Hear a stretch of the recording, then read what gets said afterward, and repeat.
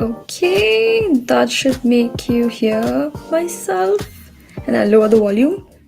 And I need to do this enough number of times to figure out if the audio is working, but yay, Ayush is here. Nirmai was already here. I don't know if they're still here or not. But hi, Ayush. What? Like, share, subscribe, people, and don't forget to hit the bell icon on your way out. I mean, don't go out just yet because we've just started. But hi, everyone. Welcome to my seventh live stream. First time. Wait, the volume is too loud. Okay. Yeah, I think this is better. Is this better? Please tell me about the audio. I don't know what the right level of audio is ever in my life. Also, while testing my audio today, look at this mic. This mic, I figured that I can actually do an ASMR live stream test, okay? Test, let me know if you can hear my tapping.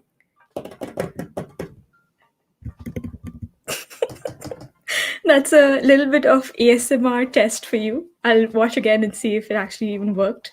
But that's for another day. Today, I want to play chess again. First time ever live streaming twice in a row, like consecutively 2 days in a row. Last night, I actually dreamt about chess. I don't know what I was doing in my dream, but definitely there were like pieces moving, and I think I was playing a game.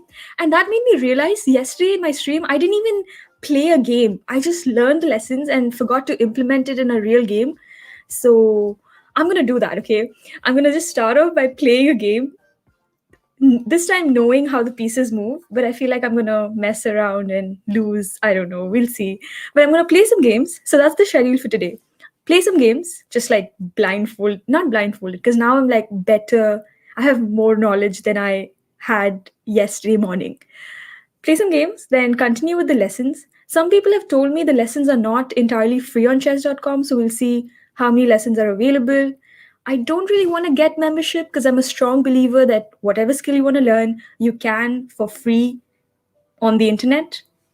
But I do like the style of how chess.com teaches you. Like they show a video and then right away you get to implement it using those challenges. Some challenges are pretty lame, but most of them are pretty nice. You feel accomplished, like you actually learn something.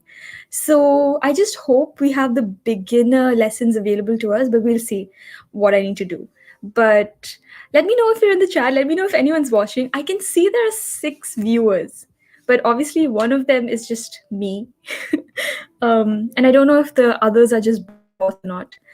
Oh, Akash. Hi, Akash. Nice to see you. Shout out, please. I mean, yeah, sure. Is this Akash? Wait, I'm not sure if you're the same Akash as the Akash that I play codenames with, but if you are, hi, Akash. Kushi is also here. Hi, Kushi. Nice to see you. I don't know what the social social distancing emoji, did you put that? It just came up as, I don't know. Yeah. Okay, cool. Did you just dox your entire name? But now, cool. Nice to see you. I know Akash plays chess, so yeah, don't laugh too hard at my blunders. I think they're called blunders. I don't know. But we'll see. Okay, so we're just gonna start off with playing some games. Someone has to tell me how to play games with strangers on chess.com because I've never set up a game before. But let me, before that, turn off the volume and then actually share my screen so that you can actually see my game. So I'm going to set all of that up and then start playing games. Kind of scared. Chrome tab, chess.com. Okay, you should be able to see my screen now. This is my profile. I'm going to go to my profile. Again, created on 31st July, which is literally yesterday. Haven't played any matches. Does it not show you my completed lessons? That's kind of weird. But yeah, if you go to lessons, learn lessons, I completed, what did I complete? I did complete how to move the pieces and playing the game. So I think I know those two. And then today we're going to try opening principles. But before that, I want to play some games and actually see if I've gotten better than how I played with Rishu. No, what would you call it? No hopes of winning. I'm gonna hope for the worst case scenario and then anything would be good. So I think you go to play. but I don't know which option to choose. You just go to play, I think. I'll try it out and see if anyone's in the chat to help me out. Oh, so if I just click on play, will it allow me to play? Is that how it works? But what if I want to play with a... Oh, also I want like an unrated game. Games? No. Players? No, I have nothing. Wait, what? Custom game. Yes, I agree to play fair. Okay, what the heck? Why did it not allow me to custom? Okay, custom.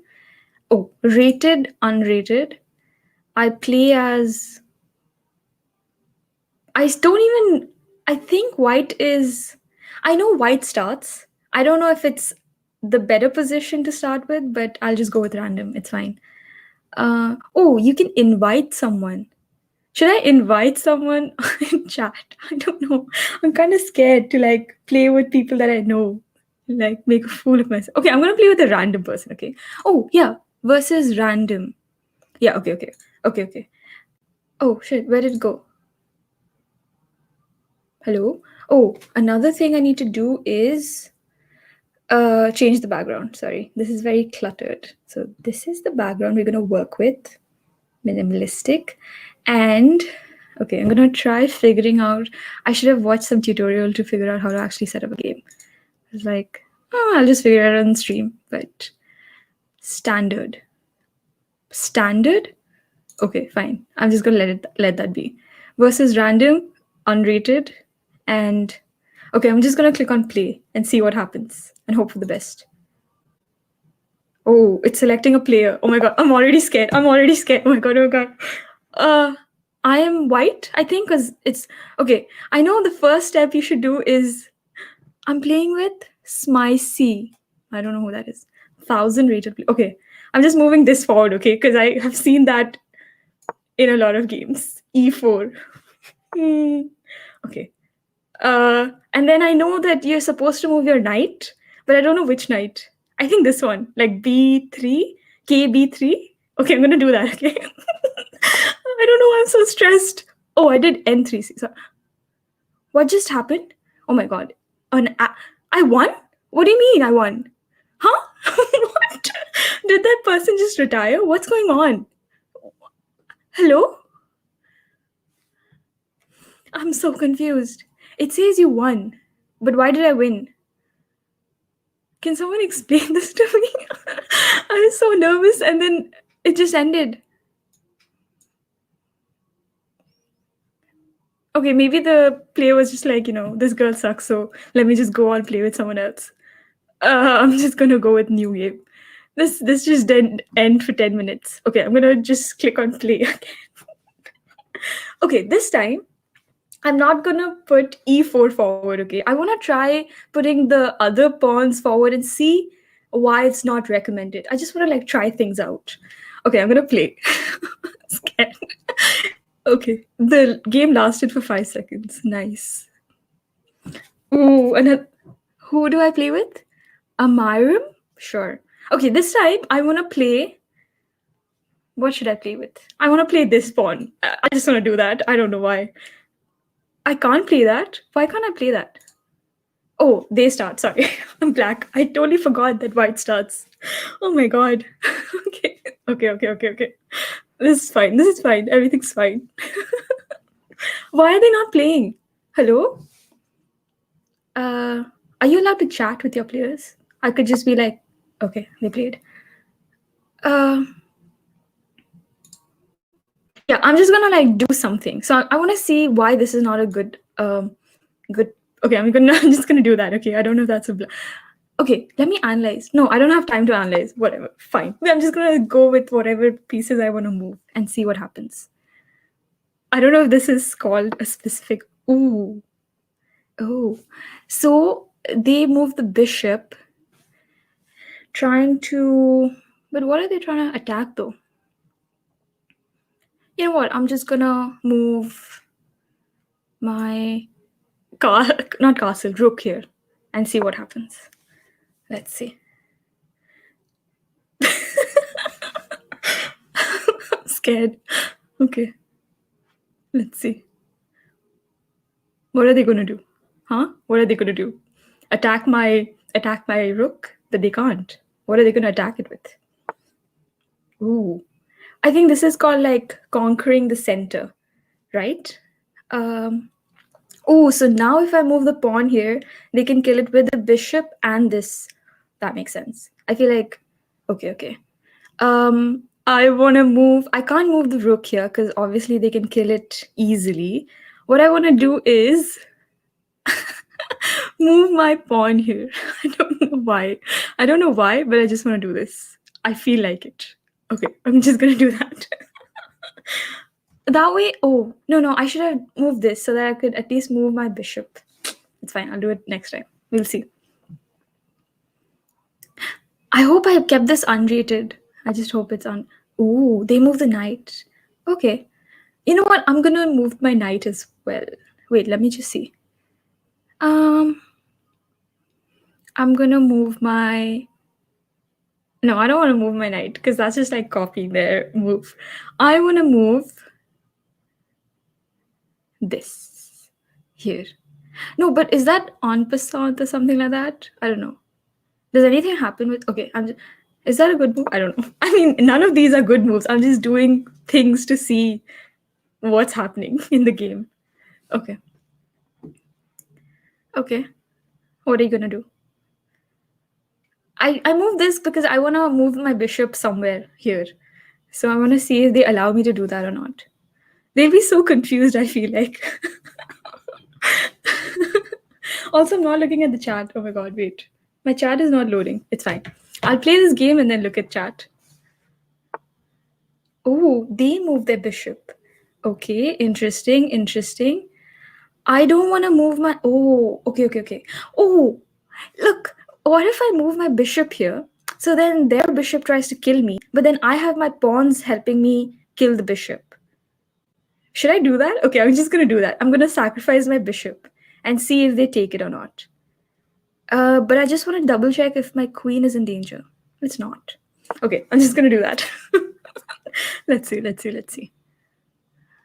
Will they take my bishop is my question. Or will they not? Will you? Tell me. Oh, they're thinking. That's a good sign. If they're thinking, that's a good sign, right? Because like, actually you're supposed to think in chess and not just go with your whatever feels like moving strategy. But what are they trying to do? I'm kind of scared. When people take too much time, I'm like, oh my god, they're analyzing their game and trying to come up with the best possible solution. I feel like they're either gonna move the bishop or the... Oh, okay, sure. Interesting. Are they trying to move more pieces so that they can easily capture my bishop? Or what are they trying to do? I don't understand what are they trying to do. I mean, they move the knight. Maybe to protect the... I have 7 minutes. Okay. Okay, I'm gonna take some time and pretend like I know what I'm doing. So, I definitely don't want to move my bishop here because that's an easy pawn and I don't get anything else. Okay. How about I move my queen here? I just want to see if that does any... Wait, let me just double check. The queen can't be killed right now, so that's totally fine. Yeah, okay, I'm just gonna do this. Oh, also I realized I shouldn't have done this because like now I've given up my position of castling. Like I can only castle from my left side. I like that I remember that, but maybe that's why people don't move their rook one position because you're just giving away your castling, right? That makes sense. No, but can you castle from here? I think you can castle. I don't know if you can castle from here. Okay, that's one question I need to remember. I want to see if you can castle from both sides or not. Castle both sides. Did they play their game? Okay, shit. My time. Wait, what did they do? I didn't see. Oh, they castled? Yeah, they castled. Okay. They castled. Nice. What do I want to do? I want to... Oh, what if now that the rook is out, I want to move my rook and see if they take my bishop and then I can kill the bishop with the queen. I want to see if they do that. I just want to see what their moves are and if I can predict it. Okay, so I'm going to move my rook forward and see if they take it with their bishop. Okay, let's see. Let's see. What are they going to do? Or are they just going to like strengthen their position? I have no idea. I want to keep a track of what their moves are as well. But they might be so confused with my strategy because I don't know what my strategy is.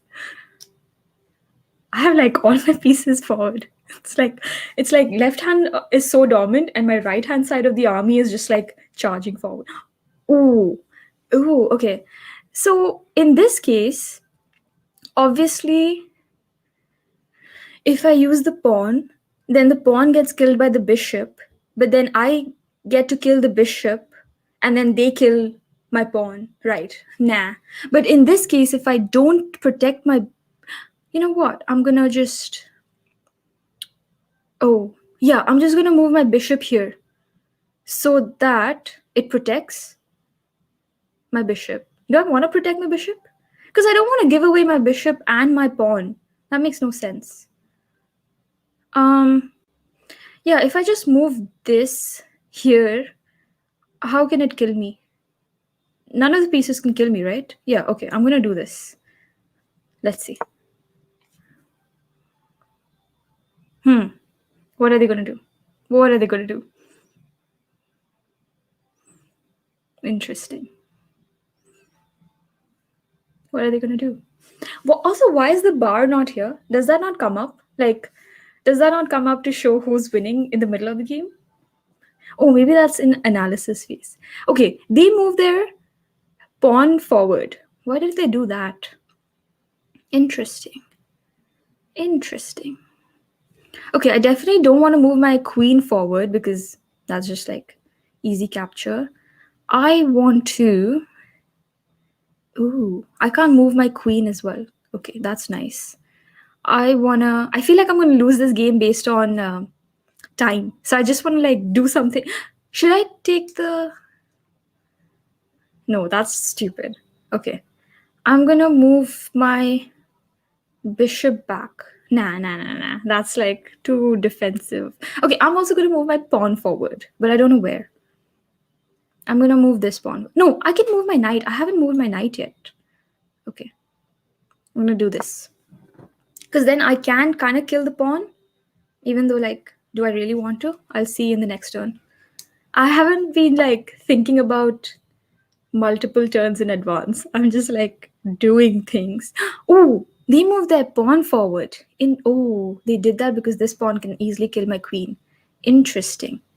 But do I want to give away this pawn to clear up my space for the queen to move? No, the queen can't move. I can now understand why it's such a good strategy to have the center of your board, because then you have more control over how your pieces move. Okay, that kind of makes sense now. Because like they have two pawn pieces, right? So they can literally like, if I ever try to bring a stronger piece to the center, they can easily kill it with like multiple of their pieces. Okay, that makes sense. I just want to take one of their pieces. So I'm going to move the... Which one should I move though? Okay, I can kill one of the pawns. So I'm going to try and kill this one so that I can at least... No. I'm going to try killing this. No. Oh, all their pawns can easily kill my queen. Okay, I'm just going to kill a pawn. Let's see what happens. Which one should I kill though? I don't know. Which one should I kill? Okay, I'm going to kill this one. Oh my god, I'm scared. Are they going to take my knight? Okay. And I'm going to take their knight. Should I do this? Okay, I would just want to go offense this time. Okay, I don't know if that's a blunder. Okay, I'm just going to take the knight. Okay? I mean, the pawn, okay? And then, are they going to take the bishop? I mean, take the bishop with the pawn? Oh, I didn't even see that. Oh my god, no. I didn't even see that. Okay, cool. That's pretty cool. Oh, should I take it? I feel like... No, but then... If I don't take it, then they're gonna like move forward, but then they can't really kill. Like a dark squared bishop can't kill a light squared king, right? But I don't want to like. No, I don't want to move this castle. I feel no, but then they can kill my. Okay, I'm scared. I should. I think this is very predictable. But do I really want to do? No, you know what? I'm gonna move this backward and see what happens. There's very few times that I kill that bishop at least. I want to kill the white. I know. I feel like this is such a bad move. Okay, I'm just gonna do that. Never mind. Just don't give away the. Why did I do that? Oh my god, I'm such. Oh, like why would they come here, right? They can just here and kill my king. Are they gonna do that? And none of them protected. Then my knight can help. Okay. Next, whatever happens, I need to bring my knight at least this way so that my king is protected. Oh, such a brilliant move. Because like they're trying to take the pawn. I know that my king is unprotected, so I feel like they're gonna get a free bishop. Interesting. But what I could do is just move back my bishop here. But that was so dumb. I mean, the whole game is dumb. And my time is moving. Okay, fine, whatever. I'm just gonna move it back. I am scared of you, Amarheim. Okay, I'm just gonna do that. Okay, never mind. I don't want the person to just take a free bishop. That's kind of stupid. What are they gonna do? Oh, now they don't have many pieces in the center. Interesting. Why did they do that? Okay. Interesting. Where's my knight? Oh, they took one of my knight. I don't know what to do. I don't know. I feel like I should castle, but I don't know if I should castle or not. Okay, no. We'll just leave it. I'm gonna move this forward. Here. No, not there, because then the horse can kill easily. The knight can kill easily. Okay, I'm gonna do this. I'm running out of time. Obviously, I'm gonna lose this match, so it's fine. I just wanna see what happens. Okay. Interesting. Maybe I shouldn't have. Oh, so the knight can come here. I can still take. That's fine. What else can they kill me? They can kill this pawn. But why would they want to kill this pawn? I'm not really sure. Shit. I have 22 seconds. Okay, now I feel like I should just do whatever. Oh my god, what just happened? Oh my god, I just have 18 seconds left. Oh no. Okay, I'm just gonna do whatever. I just don't want to run out of time. Okay, I'm just gonna. Oh my god. No.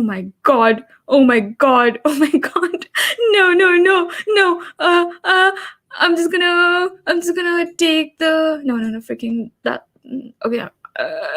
Okay. Whatever. I'm just taking their pieces. I feel like they exactly know what's gonna happen. Oh my god. What? Oh shit. Okay. That was so stressful. I feel like I took too much time. I don't know why I stressed so much, because I was gonna anyways lose because of time. Oh my god. Winning the game. Take your advantage into checkmate. Nice. Okay. Oh, let's analyze the game. Okay, that's what's interesting to me. Because this game I was just like doing whatever, right? Okay. Analysis. I think you won't be able to see the screen, so I need to share a different screen. But I won one game. I don't know how I won the first game. Probably they retired or something. And this game I was just like messing around. So that's fine. Check chess analysis. Okay. I need to share the screen, and I also need to check the chat for a sec. Oh my god, 89 messages I did not read. I'm so sorry. I'm so sorry. I wasn't reading the chat because I didn't have it open. I was too. How do I get through 89 messages? I'm just gonna skip it. No. I don't want to skip it. Okay, wait. I'll scroll. I really want to see what the people thought about this game. Okay. Hello, shout out. Okay, I read that. Please don't call me ma'am.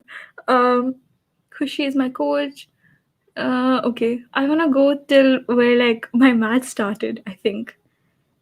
Uh, B3. Nirma said B3, but at this point, I have no idea what you meant by B3.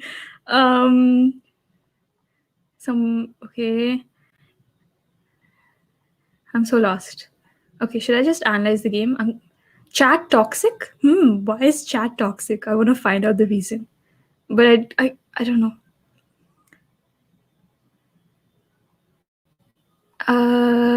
Okay, too much chat to read. Never mind.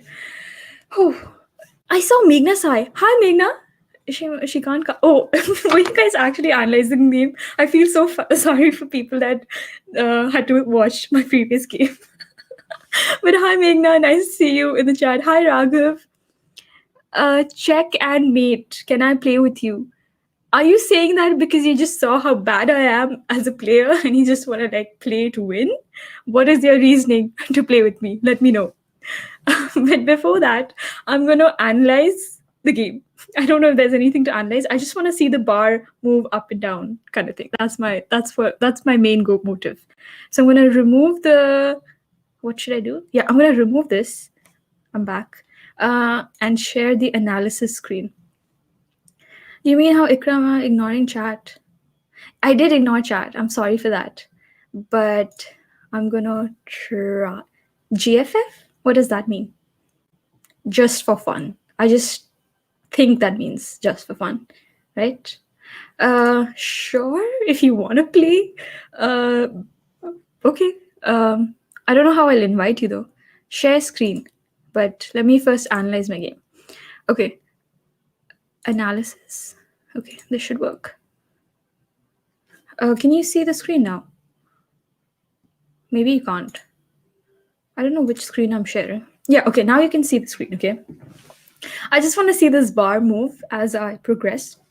So I moved forward with my pawn, which is like the furthermost A7, no, A7? Yeah, A7 pawn, which I feel like is not encouraged because you're supposed to take the center.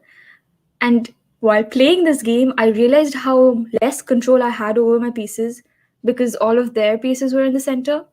So I kind of figured out why the center is a good place to have more of your pieces. But I moved this, and white had more chances. That makes sense. Then they moved their bishop. I don't know why they moved their bishop. Maybe they could. Maybe they could. That's why. I'm not really sure why they moved their bishop actually.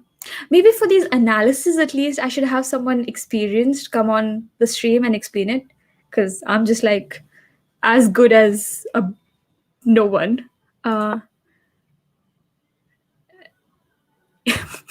These expressions are so funny because like even the game is just like, what the hell did you just do?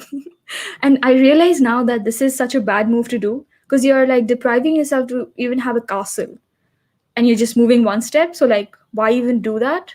If I would have moved my rook, if I had to move my rook, if I just really wanted to, I could have moved it twice. So in case this bishop would attack me, then I could at least kill it with my pawn. I feel like that would have been a better move than just like moving it one step. So I think that makes sense. I don't know. What else can I figure out?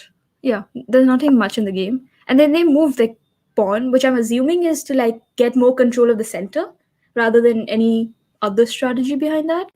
What's this star? Is that like the best move that the computer can figure out? So, oh, so then that means the question mark and the exclamation mark is more like the computer is like, that wasn't even one of the moves I was thinking of. Why the hell did this human just play that move? Interesting. Okay, next was, okay, a tick mark. Thank you, computer, for approving that move from me. But would there be a better move? I didn't want to move it twice because then like the pawn could easily kill. But maybe I could, I don't know. I could have moved my knight actually in this scenario. Then at least I could have like killed the pawn without like endangering anything else. Whatever. Wait, what are these signs? Oh, nice. So they moved their knight, and I feel like, oh, I know. So the computer is telling me that for them the best move would have been to move the bishop diagonally to do a check, and literally they could have won the game. Because, like, yeah, they moved the bishop and then they didn't decide to take my weakest pawn, because literally they could have done a check, and how would I protect my king? It could be an easy checkmate, but they didn't do that. Interesting. But why didn't they do that? Okay, whatever, that's fine. Who am I to ask question them when I was playing like horribly wrong? So they could have done that, is what the computer is telling me, and then it would be an easy checkmate. But then they decided to move the king, the knight. Then what happened? Then I moved. What did I wait? I didn't even understand what I did. Oh, I moved the pawn forward. Oh, and the best move would have.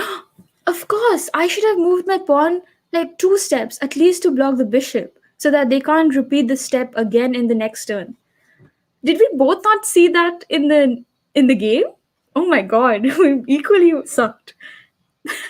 Yeah, so I should have moved my pawn forward so that I could have blocked this bishop checkmate move. Interesting. Okay. Then they moved a bishop.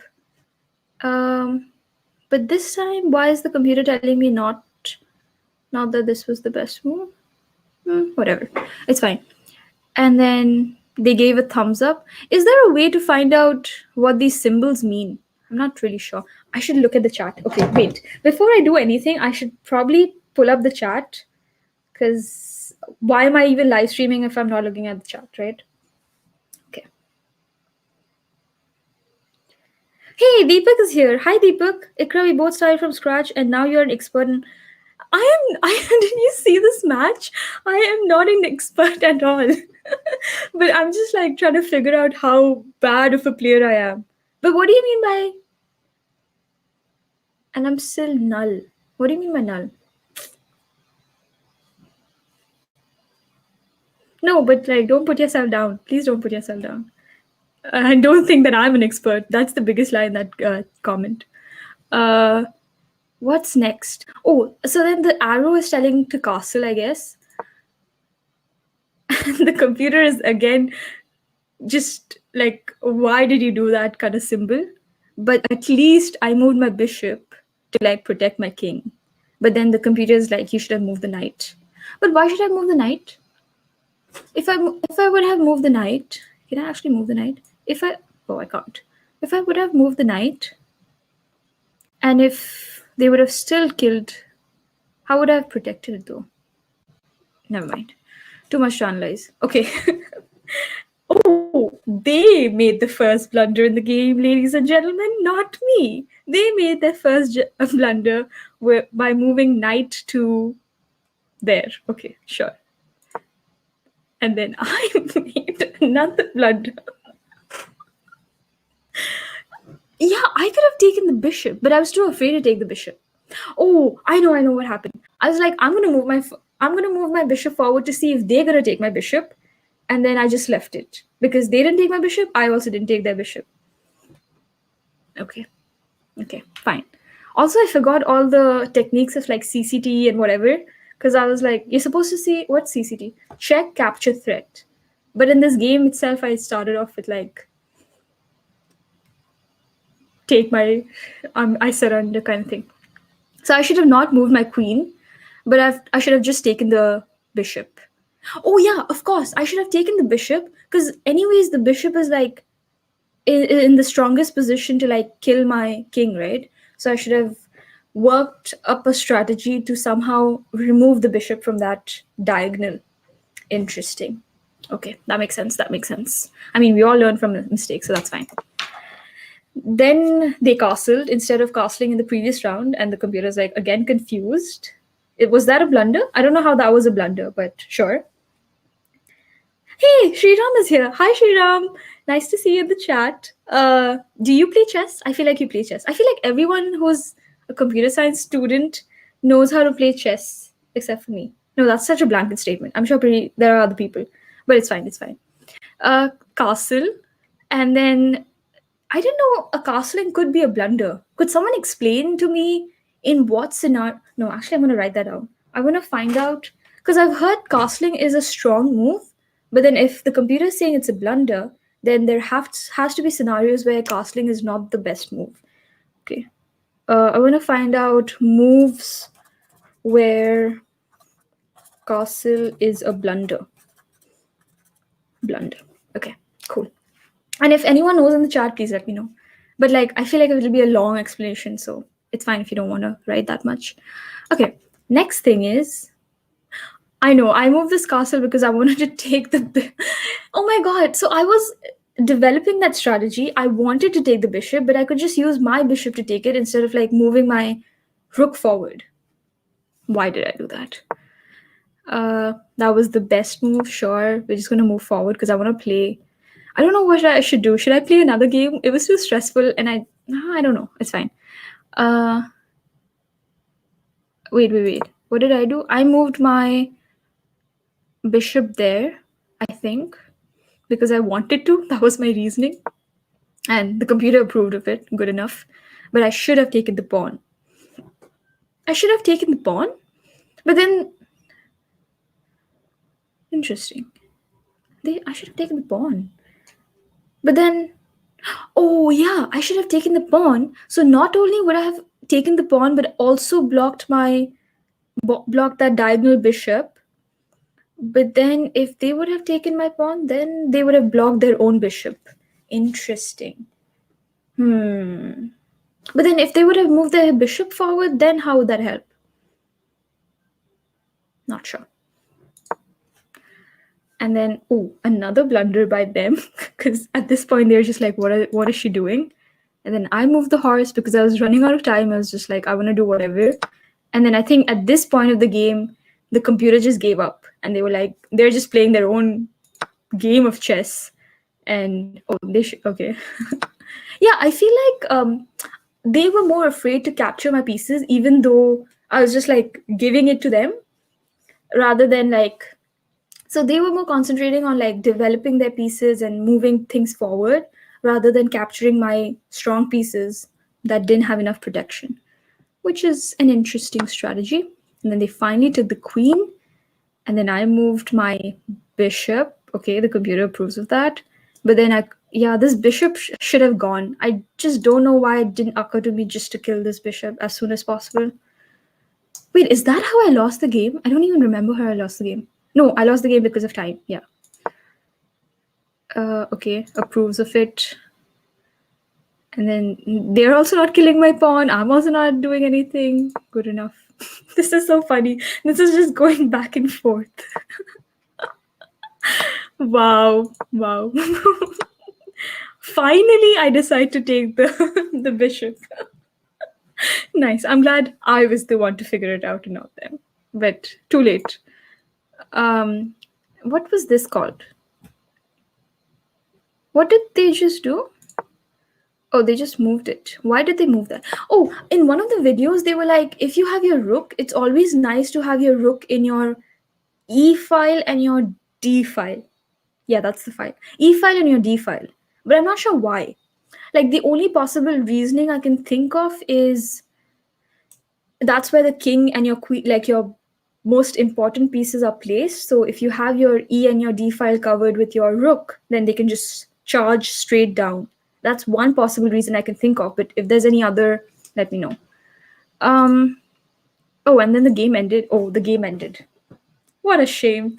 I should have can I change the time from 10 minutes to 30 minutes? I don't know. But I don't know if this is fun to watch, but this was my first game that I lost. And I don't even know how I won my first game. Cool. That's cool. Again, look at my chat. I'm so bad at streaming. It's not blunder because you didn't take the bishop. Queen is threatened. I forgot what my question was even. Oh my god, I hate this lag. Okay. The more I'm doing this live stream on my own, the more I'm realizing how much in need I am of another human being that knows how to play chess. But that's good. Okay. No, I'm not even gonna bother. It's fine. I'm gonna learn the openings. Okay, I feel like this is a good time to move to learning the openings and even see if that's available. You had a game analyzed? I just analyzed and got a badge for it. I don't know how chess.com, half the features work. Like random badges start to appear at the right hand corner. But I feel like, yeah, now is a good time to like actually learn about openings because I really don't know. Maybe that's why they're going to explain why moving a pawn to the centerpiece is a good move. Yeah, okay. So I'm going to learn. So now it's going to be more like learning. I don't know if it's boring to watch or not, but I want to learn. And then I'm going to learn and then play a game. Learn, play a game. I'm going to do that. Okay, cool. Also, I need to realize to calm down because the moment the timer starts, I'm just like, I'm going to lose, I'm going to lose, I'm going to lose. What should I do? What should I do? I should like calm down, practice on that. Oh no, I switched off my laptop. Okay. What a mess. Okay, I'm going to go to the learn tab. Lessons. Whew. Breathe. Okay. Internal advantage. Don't want to need that. Okay. So yesterday we completed how to move the pieces and playing the game. I'm kind of happy to know that after playing that game, I realized that I remember how the pieces move, which is basically what I learned yesterday. I learned how to move the pieces. I remembered how castling is done, but I forgot about it during the game, which is interesting to know because after I moved my rook, I was like, oh man, I gave my chance of castling. So that was interesting to find out. What else did I learn? There was no time for stalemate or draw. I feel like that just did not happen in a 10-minute match. What else did we learn? I'm just going to click on this, like a brief revision of the things we covered. So this was pretty much easy. King moves one step up, any direction, one step. Queen moves any direction, any steps. Rook moves straight down, left, right. Bishop moves diagonally. The knight moves in an L shape. The pawn moves one or two steps in the beginning. After that, it's only up one step, can't go down, and can kill diagonally. And there's also something called en passant. I don't know if I'm saying that properly, but that's more like if two of your opponent's pieces move, like if your opponent's move piece moves twice and it's like adjacent, then you can kill as if it didn't move adjacent to you, it moved one step. I think, yeah, I can picture it, but I don't know if I'm good at explaining it. Pawn promotion was like if your pawn reaches at the top, then it can advance, like promote to whatever piece you want, and usually you need to choose queen because that's the strongest piece. Interesting, yeah. Pawn promotion. I want to know if there's any place where, I mean, I guess why queen is the strongest position because literally queen has the power of all the other pieces combined except for the knight. So maybe in situations where you can win a game where you have to hop over a piece, then you promote it to a knight. But in all other situations, it's just better to move with a promotion of a queen because then you can cover literally any boxes. Okay, I think I answered my question on my own. But yeah, okay. Setting up the board. I mean, that was just more like notations and how the pieces are. I remember I made up a story for setting up the board. Okay, so you place the white corner of the checkboard to your right, because white on the right, and then you place all your pawns on your second rank. I hope the terminology is fine. And in your first rank, you start with your rook. Then you enter your castle with your knight. Then you meet the bishop. The bishop approves of you to meet the king and the queen. And depending on the color of the king, you place it on whichever check. I think, yeah. Okay, cool. Oh, also in Hindi, you call the king Raja, the queen either Wazir or Rani, rook is Hathi, bishop is Oot, knight is Ghoda, pawn is no, not Peda, Pyada or Sipahi. Got it. Okay, remember that. And then I move to the other lesson. What did they teach me there? Whew. Oops. Okay. Playing the game, I think it was more like check and stuff, right? The language of chess was more like notations. Moving and capturing was just like explaining what moving and capturing is. Check is when your king is in danger of being checkmate. Yeah, that's what check is. Getting out of check. Oh, getting out of check. I think there were like a few ways you could get out of check. One was moving the king to a safe position. The other was blocking the piece that's going to attack your king, like bringing another piece to like block your check, right? And the third, which is the strongest method, is basically just like capturing with another piece the piece that's going to attack, so that piece doesn't exist and that check possibility doesn't exist. Okay, checkmate is literally when the game ends and you don't really play your checkmate move, you literally just shake your hands and get on with your day. Okay. Fastest checkmate. Oh, fastest checkmate was, I think, like a diagonal move. I feel like in my blunder game, I'm just gonna call it that, there was a possibility of like a almost fast checkmate, but then my opponent didn't take that opportunity. Stalemate and other draws are still a little confusing to me, but we'll deal with it more when we play more games. Castling was just like switching positions with the rook and the king. Only when the king or the rook hasn't moved and there are no pieces wherever, like in between them, plus if it doesn't put you in a check position. En passant, I already explained. Finding the right move and playing a game. These two will only come with practice. You can't really, like, no one can really teach you exactly how to play. You just have to play more games to figure that out. Cool. Okay, so moving on to today's lesson. What are we going to learn today? Exciting. Okay, chat time. Is anyone still here? Let's see. We have Sohit Shanmukh. Hi, Sohit. I don't even know if you're still here, but hi. George is here. Hi, George. Yeah, in rare game spawns were promoted to nights, right? Because that's the only place like you can hop over pieces. Okay. Can you give your ID? Sure, it's just iiqrah. Like literally the name of my YouTube is the same as what I use on chess.com, iiqrah.com. But I don't think just iiqrah. But I don't think I'm gonna play a game until I finish a lesson, and then I might play a game. Cool. So that's done. Now we're gonna go to opening principles. I hope it's available. I don't know if it's okay. Start. Literally the first thing is control the center. Develop your pieces. Okay, I'm not gonna read it far ahead. I'm just gonna start. Okay. Control the center. And let me know if you can hear the sound. I'll just double check that.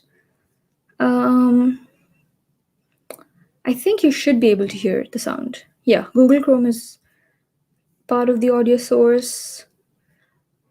Oh, but you won't be able to see, right? You won't be able to see my screen. Oh my God. I just realized till now, I wasn't even showing you what I was sharing. Oh my God, this is such a blunder. This is the biggest blunder I made so far, not even the game. Sad life. Why didn't I share my screen? Okay, I'm gonna share my lessons. Cool. Okay, so just showing you one last time.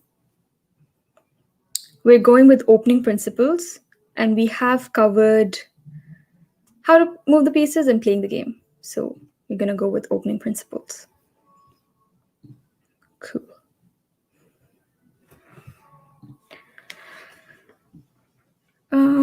Yeah.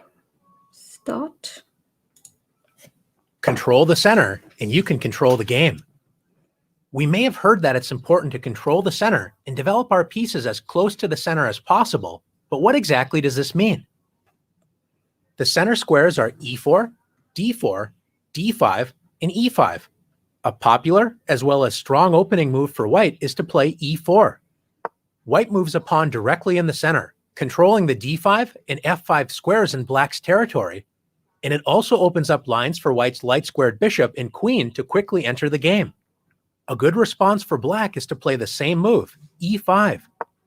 By Okay. controlling the center, both sides pawns from entering their territory. If white tries to force 2 pawns in the center with d4, threatening black's pawn on e5, it's important for black to break up white's pawn center with e takes d4. When white's dreams of taking over the center with pawns have been shattered, so black should not have any serious problems in the opening. Okay. Is the center really that important to control? Yeah. What happens if black wants to move pawns on the edge of the board, such as a6? Pawn moves are important when they can control key squares, especially in the center, and when they open up lines for pieces to enter the game. This move does not control an important central square, and it only allows the rook to move to a7, not exactly improving black's position. Since black does not want to control the important center, don't be shy. Let's take the center for ourselves with d4. White's pawn duo control key squares in black's camp, c5, d5, e5, and f5, making it difficult for black to activate pieces on these squares. If black continues to make meaningless pawn moves such as h6, black has no central control, and besides the pawns, only 4 pieces can move. The knights, which were already able to move at the start of the game, True. and each rook only has 1 square. Not a good start to the game for black. True, true, true. White's pieces, on the other hand, enjoy great freedom. White's queen and 2 bishops enjoy open lines, and white's knights are ready to jump into the game with a move like knight f3. Right. What happens if black wakes up from a deep sleep and decides to start developing pieces toward the center with knight to c6? Pieces need pawns in the center so they are not constantly attacked. Since black does not have a pawn on d5, white can simply march forward with d5, grabbing space and attacking black's knight, forcing it to waste time by moving again. Black should admit the mistake and retreat the knight, but instead decides to move the knight to the edge of the board with knight a5. Most pieces do not like being on the edge of the board, and the knight is especially weak as it only controls 4 squares. Oh, Compare this to white's knight on f3. that makes so much sense. Because like the knight can only like hop around, and you're like limiting half the moves knight can make if it's on the edge. So I have to remember the knight should avoid being on the edge as much as possible. That makes sense. And it also explained why the center is nice. Like it literally explained, like if I would have watched this video without playing the game that I played, I feel like I wouldn't have understood as much as I did playing that game, making the moves and like experiencing it firsthand and then watching this video. So I think I'm going to do that moving forward. It controls 8 total squares, twice as many squares as black's knight on a5 controls. More importantly, black's knight doesn't have any safe squares, so white can attack this poorly placed piece with b4. If black does nothing, white will simply win a piece. So after knight c4, black's knight has already moved 3 times, and white can now develop a piece and win the knight with bishop takes c4. Black is in serious trouble, but should at least try to prevent white's central pawns from advancing with d6. Instead, black plays knight f6. Knights love to be close to the center of the board, but you have to prevent enemy pawns from attacking them. Since black has not controlled the center with pawns, how can white gain space and attack black's knight? That's right, once again by advancing a center pawn with e5. Black should once again retreat the knight, admitting another mistake, but decides to lunge forward with knight g4. Notice most of black's escape squares are controlled by pawns. Even black's pawn on h6 prevents a potential knight retreat. So in this case, the knight can literally go here, right? Yeah, like where would the... Yeah, okay, yeah. It makes sense like why to never play that. I'm glad it's addressing that. But literally, why would black play this move? Ever. Whatever, okay. It's fine. How can white win more material? If you found h3, nice work. If black takes the e5 pawn, white simply captures it with the knight on f3. If black plays knight takes f2, at least grabbing a pawn before losing the knight, white should not be afraid to move the king. Let's win material with king takes f2. By controlling the center with pawns and actively... So that's good, even if you can never castle. Okay, maybe I should not think about too much castling. And like if I'm getting a free piece of knight, literally this far in the game, I should take it. Okay, that makes sense. Okay, cool. Developing pieces toward the center, white took advantage of black's careless play and is simply up 2 pieces with an excellent position. Now it's time to practice taking over the center in the challenges. Okay, exciting. Okay, okay, cool. Okay, I like this. I like this side of the learning. Okay, start challenge. White has grabbed space by moving a pawn, right? Yep, and is ready to dominate the center by moving a pawn to d4, which is here. On the next turn, let's move our pawn. We should move this right in the center so that we both have 1-1 pieces. Oh, we literally have to do that. Okay, cool. White to have 2 pawns in the center. Can you find a strong capture? We should take. So we shouldn't allow white to have majority of the center. So in this case, it's better to just use your pawn to kill this pawn. Okay, cool. That makes sense. White is not allowed to keep the 2 pawns in the center. So black is showing good control. Nice. Now, how can white grab control of the center by putting a pawn directly in the middle? Just putting E or D. Okay, yeah. I want to know why to play E and not D. Okay, if I place E forward, then I get to move this bishop. And if I move this pawn forward, I get to play this bishop. But then the king is a light square, so I'd rather move my light squared bishop than my dark squared bishop. So E pawn should be the best move. Okay, that makes sense. Okay, great job. You've taken control of the center. Okay. Oh, is the computer or my coach gonna play the blunder moves and I have to like be in the... Okay, we'll see. So your opponent, how can we take more space in the center? By just placing the pawn forward, right? Yeah. Okay, nice work. Now black suddenly remembers the importance. How can white win material? Just using the pawn. Cool. Both sides have opened the game with pawn moves, but white controls the center and black has wasted time on the edges. True, true. Let's find a strong knight move which develops a piece to a square that controls 2 center squares. 2 center squares? But this is the center. What do they mean? Okay, I don't understand. Both sides have opened the game. Okay, let's find a strong knight move. So it wants me to find which knight to move to develop a piece to a center that controls 2 center squares. Oh, like in my second move, right? Like in my first move, I'll move here. And then my second move, I can move my knight to the center. This one? Cool. Black tries to do the same, but black doesn't have any pawns in the center. True, true, true. How can we gain space and safely attack black's knight? Safely attack knight's black by moving the pawn forward, right? I think. And plus like escaping the square. Because like the next turn, the knight can be the pawn can be killed by this knight. So if I move this forward, I can kill the knight. And it doesn't get to kill me. Nice. Great central pawn play. Black's knight. Okay. Moves to the edge. How can white attack this knight and win material? So in order to attack this knight, I'll have to play my pawn because that's literally... I can't move my bishop. Moving my queen is kind of weird. So I just have to move my pawn forward here so that it can kill diagonally, I think. Yeah. Great move. Black's knight makes 1 lost desperate leap. How can white win material? Not this one, the bishop. That's the only piece that can actually go there. Here. Yeah, cool. White is simply up a piece. Good job. Okay, black decides... Where's black? Okay, it's at the top. Black decides to develop the other knight, threatening to capture a pawn in e4. Oh, this one. How can you prevent black's threat and safely attack the knight at the same time? So it's trying to attack this pawn. So if I just move it forward, then I'm also attacking it.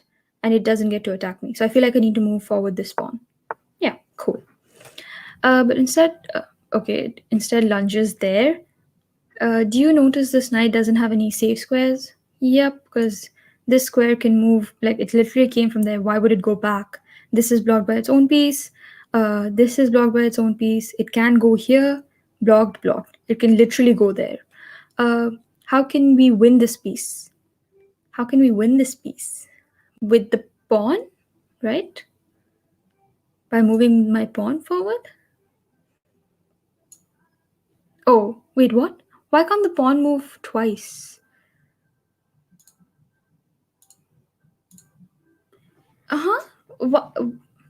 Wait, the pawn can only kill diagonally. I forgot that. My bad. So the pawn can kill diagonally, so I need to move this pawn in front. Yeah, sorry. I don't know why I thought the pawn could kill forward. Oh, they take my pawn, but now let's win material with a strong capture. This is where the person was like, don't be afraid to move your king, right? Yeah. Cool. Instead of moving the knight to g4, okay, this time black tries to escape by moving the knight to its least favorite part of the board, the edge. Can you find a way to trap black's knight? Can I find a way to trap black's knight? So here, this is, so it can not go here, it can't go here, it can't go here. Knight can only move, sorry, here. Wait, no, sorry. This is the small square, right? And the big square is here. So the knight can go here, here, here, here. And I have to block my knight. Can you find a way to trap black's knight? So the two ways I can block the knight is by either moving my pawn forward or moving my bishop forward. And both will be like a really strong move because literally none of the black's pieces are there. I don't know if I should move my bishop forward here or... Okay, let me think. How will it block, right? So if I move the bishop forward here... Wait, that's not blocking. That's like letting the king take the bishop. No. Here. Oh, okay. Yeah, the knight will not come here because it can be easily killed by this pawn. So literally this is blocked. If I move the pawn forward to this place, then the knight is captured, I think. Then the knight is blocked by my pawns. I think I need to move it here. Cool. Let's go. Let's capture this piece. I think with this, right? Oh, no. I keep forgetting the pawn can't move back. Oh my god, I need to keep that in mind. I can only use my bishop. Oh my god, I need to keep remembering that. Why do I feel like the pawn can move back? The pawn cannot move back. Okay, not today. Lesson complete. Awesome. Okay, that took like a little time, but I was happy with that lesson. Okay, George is here. Sup? As you can see, learning how to play chess. I know the rules, but never played extensively. Got it. It's very nice. I do agree. I might change opinion the more I get into it, maybe. And if I can't figure it out, we'll see. But for now, I really like chess. That's why streaming twice in a row. Hello, anyone here? I don't know if anyone's here. Check and mate. You're probably the only one watching, or you've left. Not sure. But thanks for being around. Really appreciate it. So that was my opening principle first lesson done. Next lesson is what? Oh, what? For my next lesson, I have to pay premium? Yikes. No, this was such a good lesson. Okay, let me see how much it is for. I don't want to pay me. Oh, £7 a month after 7 days. £7 a month. Interesting. Wait, what? No. Oh my god, how sneaky, because like it's directly put me to a yearly plan and it's showing me £7 a month, but it's going to charge me a yearly plan, so that would be so much money. I don't like when websites do that. Huh. And monthly it'll be, hold on, what? Yearly it'll be £7 a month, but I have to pay the entire year in one go. Otherwise it's £12. That's a bit too much. £12 a month? Yikes. Or save £63. Nah. Hmm. I mean, I can try the free trial for 7 days and then I'll see if I want to continue or not. Yeah, I think I want to do that. Okay, I'm going to do that. Yeah. Because again, like similar to like other stuff that I want to learn, there I know there are free resources out there, but I just feel like the advantage of having like a platform is it's literally like uni, right? Like if someone else tells you to do it, or if there's a laid out plan, you're more inclined to learn. Like a gym membership, like sure you can work out at home, but if you have a gym, like people pay gym membership because they're more likely to think they'll go to the gym more, but the reality is different. But at least I'm going to try the 7-day trial. Yeah, I don't want to end the stream right now. I'm so excited to learn more opening principles. Okay, I'm going to do that. Okay, I'll I'll stop sharing. Why I'm the only one and she's not talking to me? I mean, yeah, because that's true. Oh wait, sorry, I missed some chat. I know the rules, but yeah, hello, true, you are the only one. You definitely proved that by messaging that. And then, yeah, quite a bit, but the resources, exactly, the resources are well placed. I feel like I should at least get the free 7-day trial and then decide. I did that for GeoGuessr, so I'm going to do that for this as well. So I'm going to stop sharing and try to get the 7-day free trial, try plan. Monthly, okay. Ooh, okay. Start my free week. £12. I mean, if you think about it, sometimes I order takeaway, which is £12. So I would rather not buy that takeaway and get this because this is more useful. Yeah. I'm going to use PayPal. I just want to double check if I'm sharing my screen or not. I'm not sharing my screen. That's great. I just have to remember my password. My password. Okay. I'm going to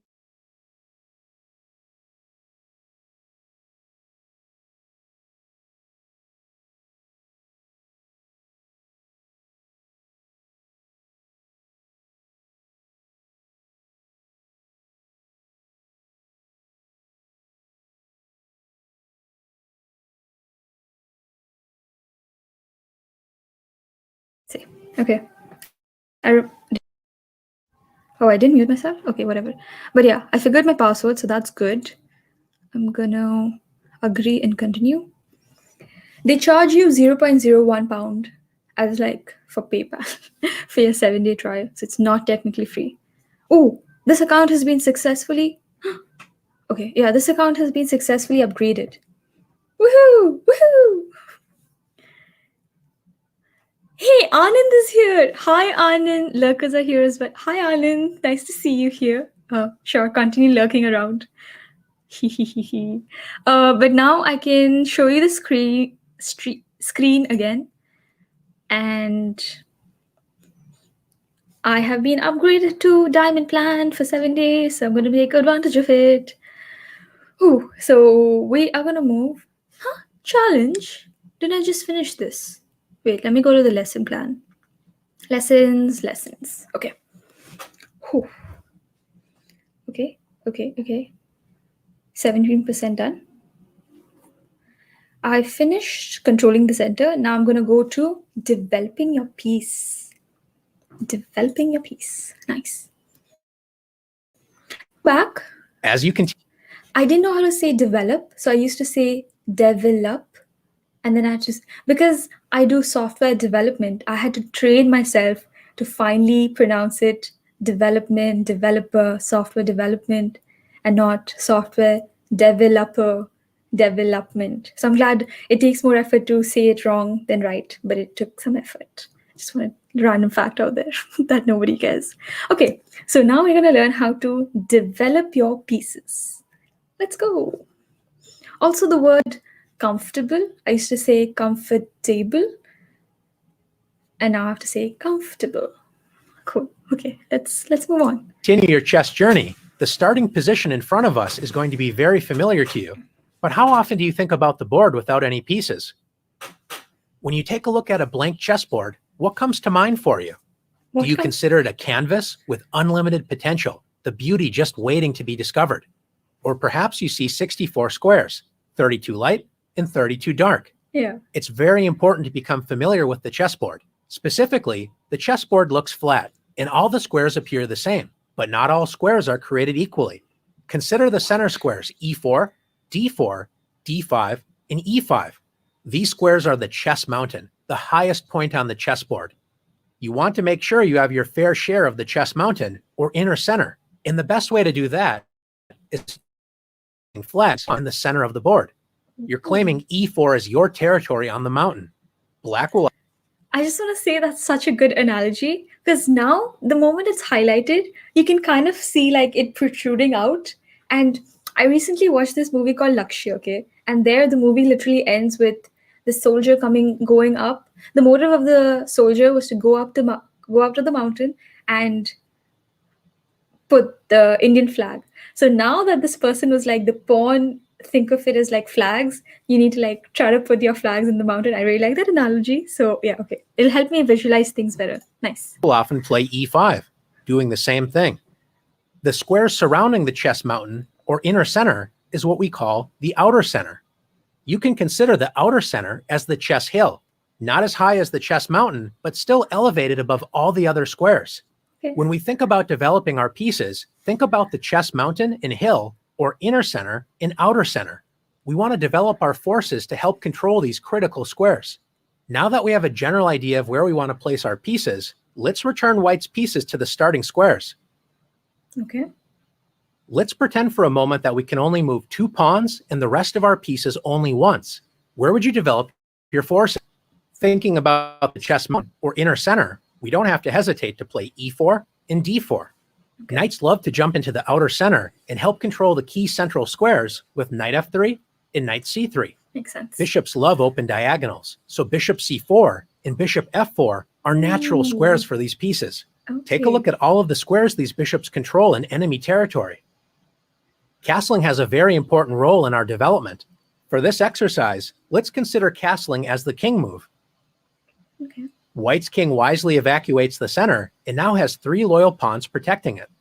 Castling also allows us to bring our rook into the action, especially helping control the center, with a move like rook E1. Now we only have our queen and rook on A1 to move. White's queen can be well placed on E2 or D2. Let's move the queen to D2. Now White's rooks are connected, and White's queen backs up the dark squared bishop, supercharging that diagonal.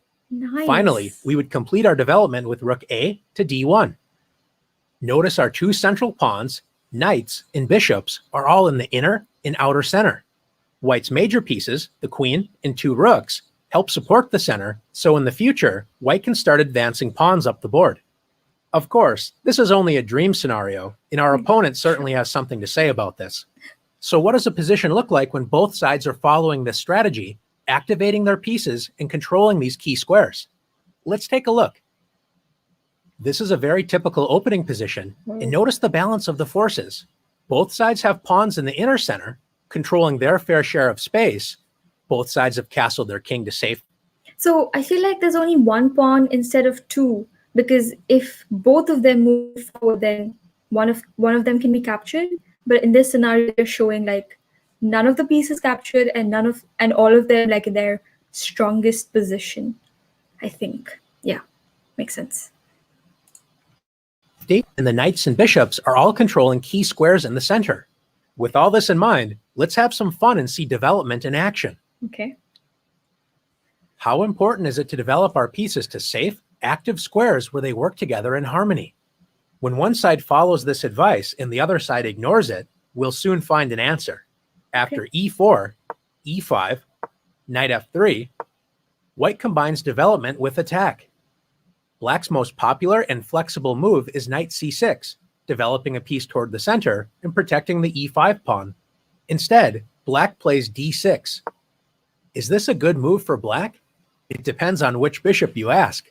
Black's light-squared bishop enjoys a newly opened diagonal, but black's dark-squared bishop isn't exactly thrilled that it's blocked by its own pawn on d6 and cannot enter the action in the center. Although this move isn't bad, black's dark-squared bishop will have to accept a more passive role than we would prefer. Right. White's bishop on the king side has no such worries after bishop c4, where it controls key central squares and is pointing directly at black's weak f7 pawn. Black decides to develop the knight on b8. What is the best square for this piece? If black plays knight a6, when a knight moves to the edge of the board, a famous saying is, a knight on the rim is dim. Black's knight only controls 4 squares, and none of them are squares in the inner center. Let's compare the last move with knight c6. Developing the knight toward the center with knight c6 is the best square for this piece. Okay. It controls both e5 and d4, key central squares, and controls a total of 8 squares, twice as many as it controlled on the edge of the board. Black selected a third option and played knight d7. The knight only protects the e5 square in the center, so it's less active. And now black's light-squared bishop cannot move. Yikes. White continues to demonstrate positive development with knight c3. And once again, black makes a passive knight move with knight e7. Instead of working together, black's pieces are standing in each other's way. Notice that both of black's bishops cannot move, which means the knights would have to move again in order to free the natural diagonals for the bishops, wasting more time. Time is not on black's side, and white punishes black's poor development immediately with knight g5. Notice how white's pieces are working together. Knight g5. So why would they do that? Because the rest of the pieces are in good position. Knight g5. Okay, they don't want to attack. Straightforward. Why would they? Oh, they don't want to attack because then this knight can attack. So that's useless. And then what happens? I don't really understand why the knight moved in this scenario. Is that because that's the only possible? Okay, maybe they're going to explain. The knight on g5 joins the light-squared bishop in attacking the weak f7 pawn. White's knight on c3 and pawn on e4 join the light-squared bishop in protecting the key d5 square, which means if black plays the best move in a bad position, d5, white can simply capture the pawn and win material. Instead of blocking this dangerous diagonal with d5, black decides to play f6, turning the position from bad to completely losing. What would you play as white? Wait. I want to figure this out. I would play bishop, because then it's checkmate, right? Yeah. This is what the opponent didn't do when I gave them the chance to checkmate with my bishop. You may notice that the queen on d8 is trapped, so you could actually win this piece with knight e6 or knight f7. Oh. But is there an even stronger move to play? The bishop?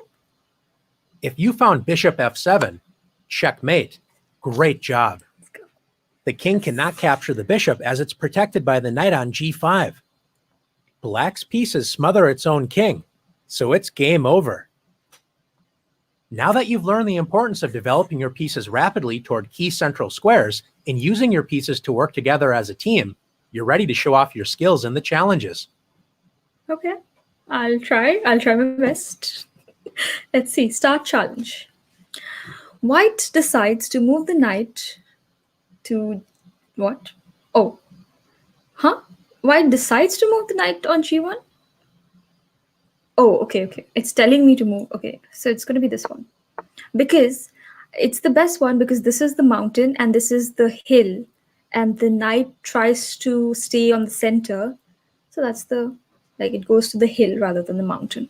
Got it. Great work. Once again, white has several good moves, but let's decide what's the best square to develop. Okay, so develop that. What's the best square to develop our light squared bishop on f1? F1 is here. So the best square would obviously be this pawn diagonal, so over here. Because then, it's trying to like get ready to wait for a blunder and then do a checkmate. So here. Yeah. Okay. Cool. Also, like, it's so much easier to figure this out when there's no time limit and I'm like, it's giving me half of the answer.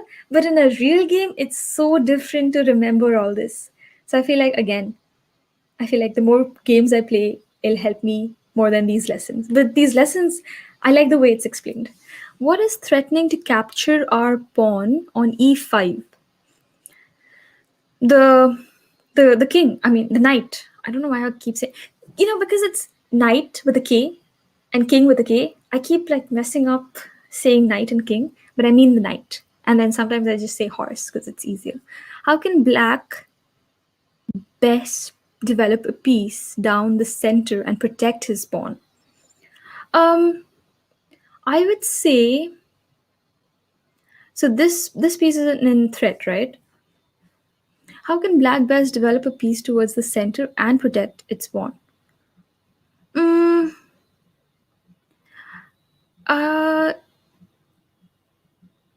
I don't want to give this 2 moves because then it can be captured. Should it just be 1 move then? It's still developing towards the center, but not really like. Oh yeah, it has to be 1 move because like if the knight tries to kill this, then it can kill diagonally. So it has to be 1 move and not 2 moves. But passive? Oh, okay. So should it be the other pawn then? Should it be this one? This is reasonable, but passive defensive move as it blocks black's dark. Oh, yeah, it's blocking my bishop. I didn't think about that. From entering the action in the center, let's find a move natural knight move which protects the e5. Oh, I wasn't even thinking about moving my knight. So if I move my knight, then I can advance better. No, what? Here then. But how does that help? It gains more of the center. But then wasn't it telling me to how can black best develop a piece towards the center? Oh, it just said develop a piece. It didn't say develop your pawn. Okay, that makes sense. Okay, so then it'll be just this one, right? Here. Oops. Oh my god.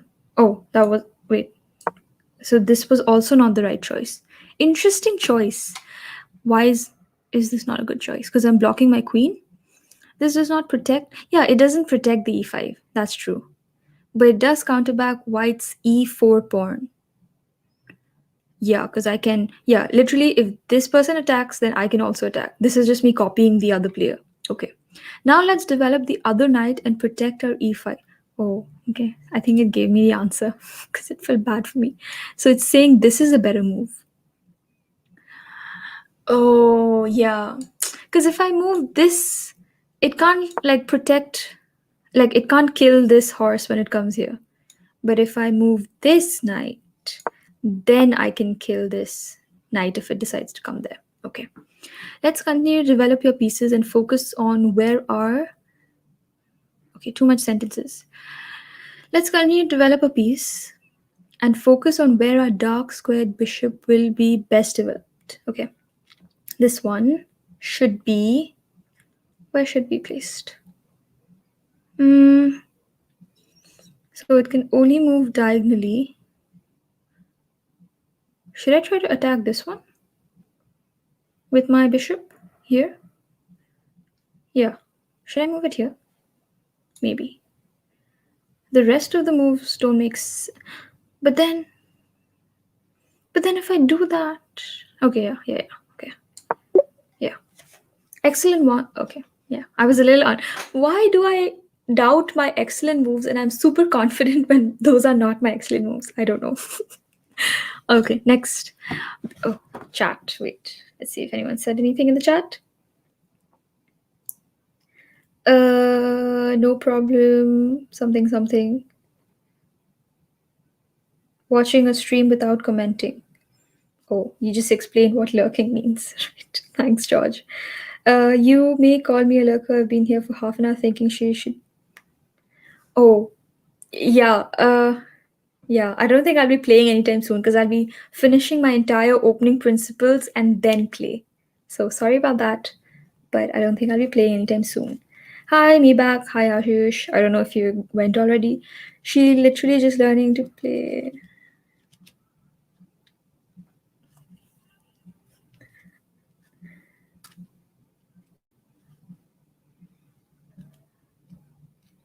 Okay, just gonna leave that there. Thanks, Anand. But like, I did say that I'm gonna play with you, check and mate, but once I finish opening principles. I need to check my battery. It's on 29%, so good place to. Okay, next challenge. Black has developed both knights. Yep, it has here, which is weird. Let's use our superior development and threaten checkmate on. Oh, yeah, this one, right?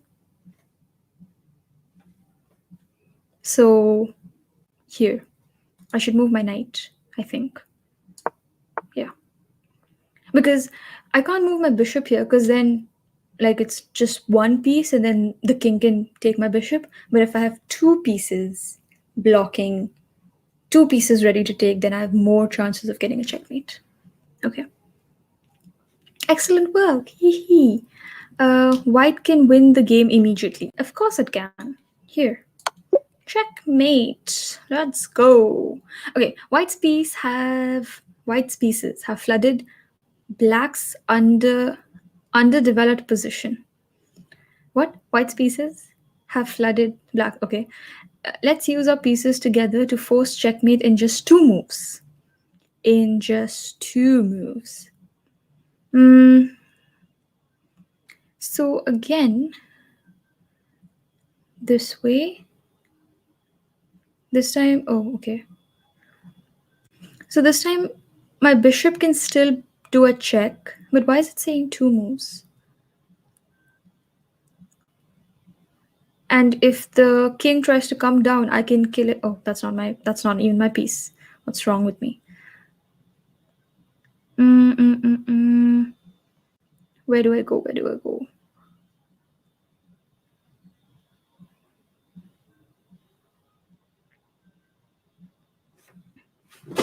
Just two moves. I don't really understand this. Okay, I'm gonna look at all my pieces.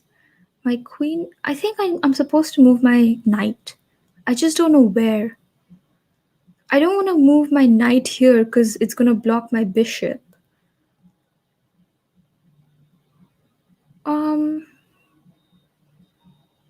What should I be doing? Pieces together to force checkmate in two moves. But also I need to look at my pieces. Yeah, that's blocked. That's fine. This is also blocked. My king is protected. Oops. My king is protected. Should I be taking my bringing the pawn forward in this move? Could that help me? I just want to see what the computer says when I move this pawn forward. This is not the right move, but I want to see the explanation. Does not force checkmate, obviously.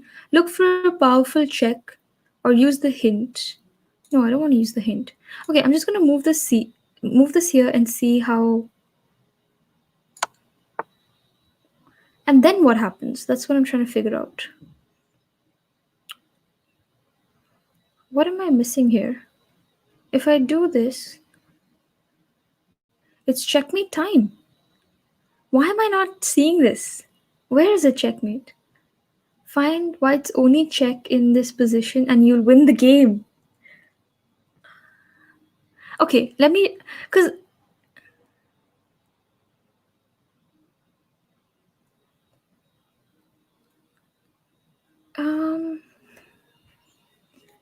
what? Should I be taking... Okay, so the way my mind is working right now is the queen is pretty much... Oh, it has... No, it's not the queen. No, I got... So the queen is pretty much useless because it can go up, which is not a check. It can go down, which is also not a check. I think it has to do with my knight. But how is it a check? It's not a check.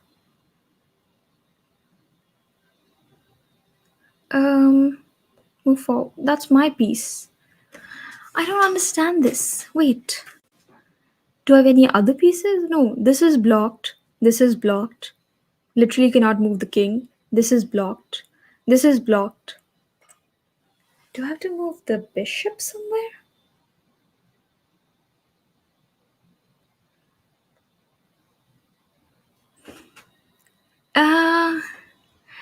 Find white's only check in this position. And it's not even like there are multiple ways I can check. So I need to find the only way I can check the black king. How do I put the black in a check position? Here? And then it goes here. No, that doesn't work. Oh, this is the only knight that can do a check, right? Like if I move this here, then it's a check. And then if it goes back, I can kill it with the bishop. Yes, it has to be this. Yes. Oh my god, I would have never figured that out in my life in a game. I feel like because this was a challenge, I figured that out. I wasn't even considering that knight because it was so far away. But I forgot it moves. I was concentrating more on this knight, even though like so many pieces were blocking it. So I have to like be mindful of my other options and not fixate on the pieces surrounding the piece that I'm trying to capture. Makes sense. Okay, I'm happy I figured that out, but that took way too long. Okay, black to move. White is dreaming of capturing your f7. White is dreaming of capturing your f7 pawn with the queen on the next move. Okay, this one. Yeah, it's trying to attack this. Black has several defenses. Okay. But the best move is a strong pawn move which attacks white's light squared bishop. This one. Blocking its attack against f7 pawn. Yeah, this is trying to charge and do the exact thing that I was trying to do in the previous challenge. Let's look for its powerful... Is it just this? And then goes back. But then this queen still tries to take this. But then how would I protect that from happening though? Oh, I would just move... No. Yeah, I would just move forward, I guess. Okay, let me think about this. So in the beginning of the sentence, it said, the queen is being attacked. This pawn is being attacked by the queen. So if this happens, then how do I protect my king from being checked? So this will be a check. And then I move this forward. No, I wouldn't move that forward.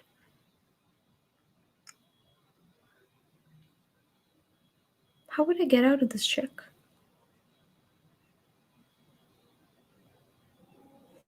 You know what? I'm going to take a screenshot of this because I want to figure this out. And I'm going to ask someone. So I'm taking a screenshot. Okay. How do I go to the... Oh, sorry. I didn't finish the... Now let's develop your knight to a strong square, which also threatens to capture your white's queen. Oh. Here? Wait. Yeah, there? No, wait. Why would I do that, though? That doesn't threaten my queen. I mean, kind of does. But what if it charges there? Here.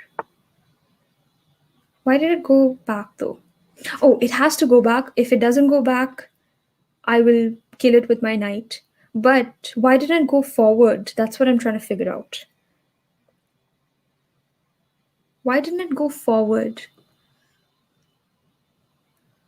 What is it being threatened by? What is it being threatened by? Because it'll put the black on check. And then why? And then if the black tries to escape, it's gonna go forward. It can easily kill. Isn't it checkmate if it just kills the pawn? Whatever. Okay. Oh, I'm getting too far ahead of myself. How can we develop another piece into the game and threaten to capture the white's queen? Um, the pawn. Kill diagonally. Strong move, good job. Now let's develop. Oh, e4 is an alternative? What's the right way then? Now let's develop a light squared bishop. Oh, here? Okay, cool. Impressive development. You refuted white's quick checkmate attack and oh, now, yeah. Oh yeah. Wait, I shouldn't have even thought about moving my pawn. I should have still thought about protecting this diagonal rather than like, yeah. Okay. I need to remember the diagonals and the knight. I'm so fixated on the straight lines. Next lesson. I feel like I want to take a break. I want to take a break. Okay, let's see the chat.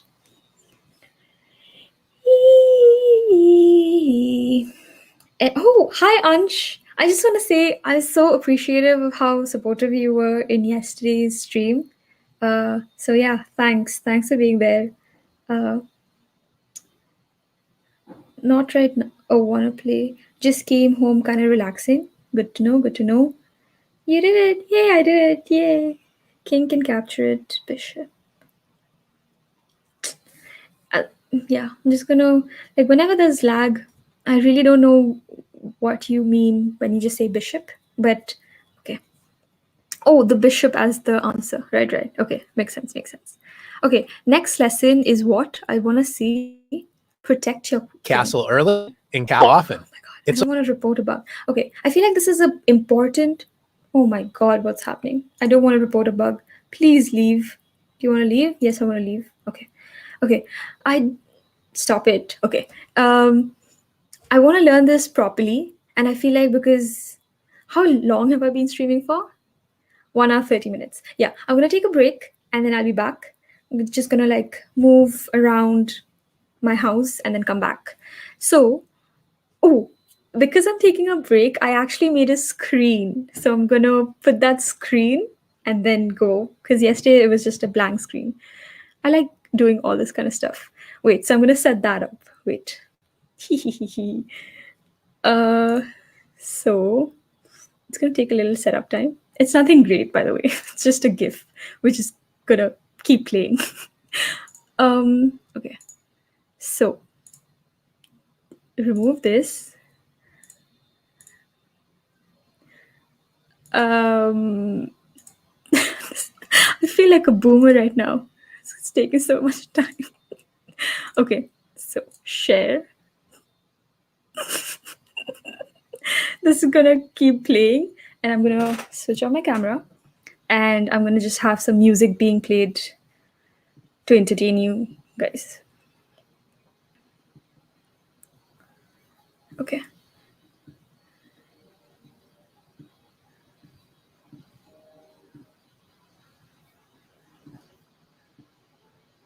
Okay, I'll be back.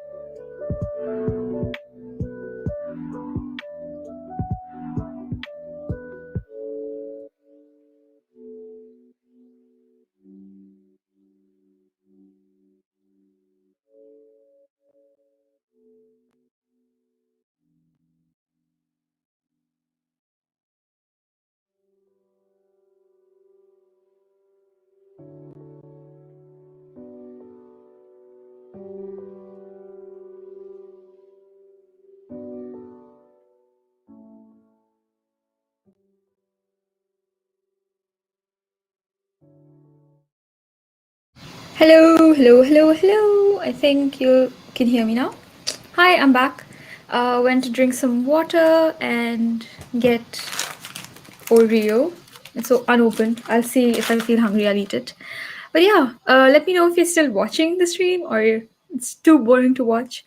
Before I actually learned what the pieces are called and how the pieces move, chess streams just seem too boring and too brain like too much brain power to keep track of.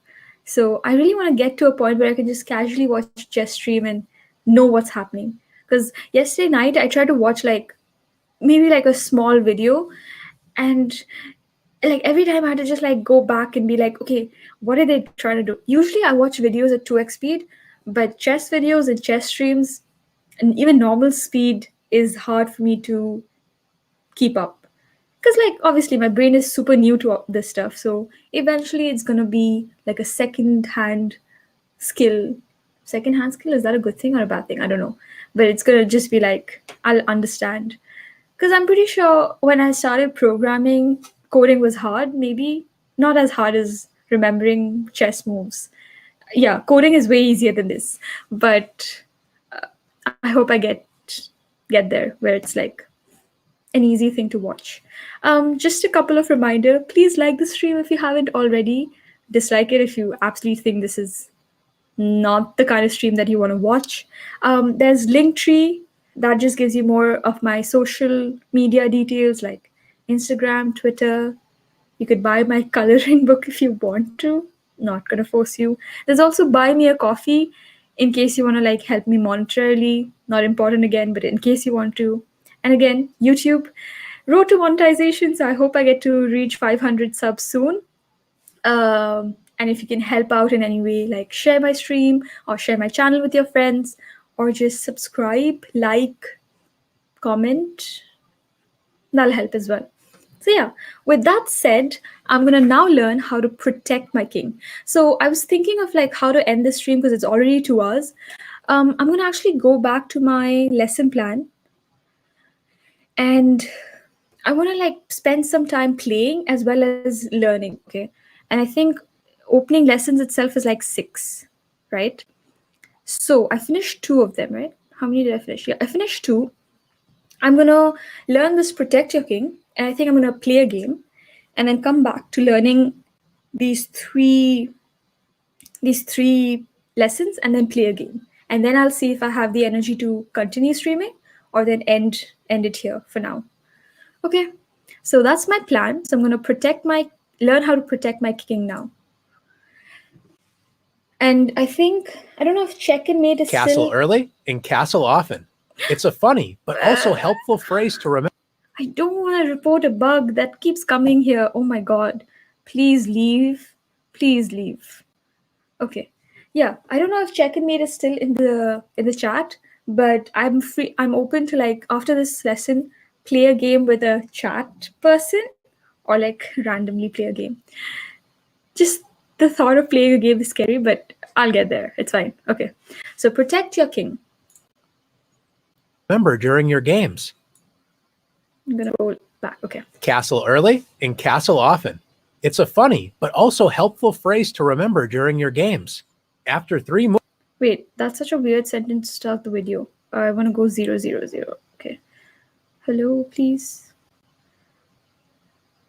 Is it 0? Yeah, okay. Castle early and castle often. It's a funny but also helpful phrase to remember during your games. After 3 moves, white is a pawn in the center and developed a knight and bishop toward the center. What's next? It's never too early to make sure your king is safe, so a great move for white is to castle.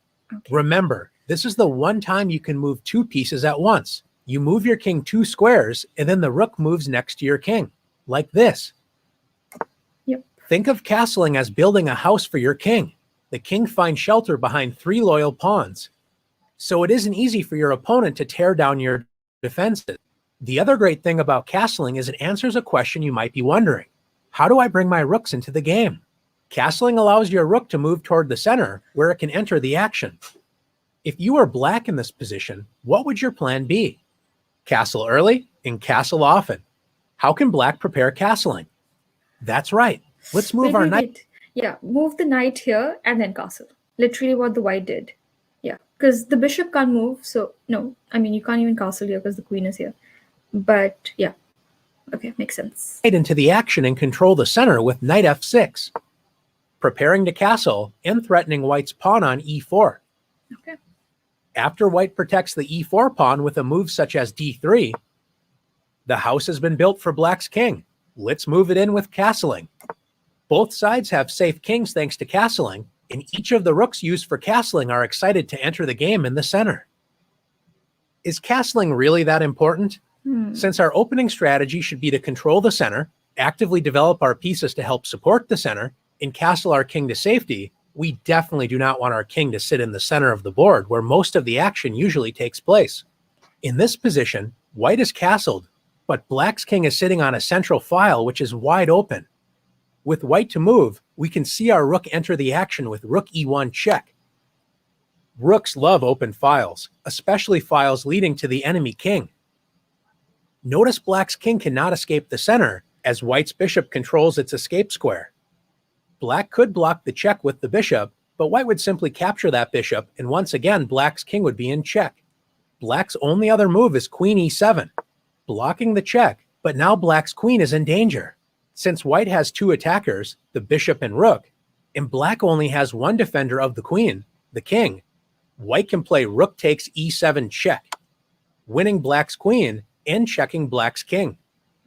Notice black's king cannot capture the rook, as then black's king would be in check. Black would love to castle the king to safety, but since you can't castle out of check, black has to settle for a move such as king d8. Notice black's rooks are not connected, so they cannot work together, and black is down an entire queen. Now that we learned how much rooks love castling as they can enter the action in the center, would you believe white has an even stronger way to take advantage of black's exposed king?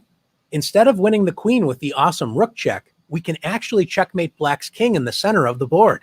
Wait, how what? is this possible?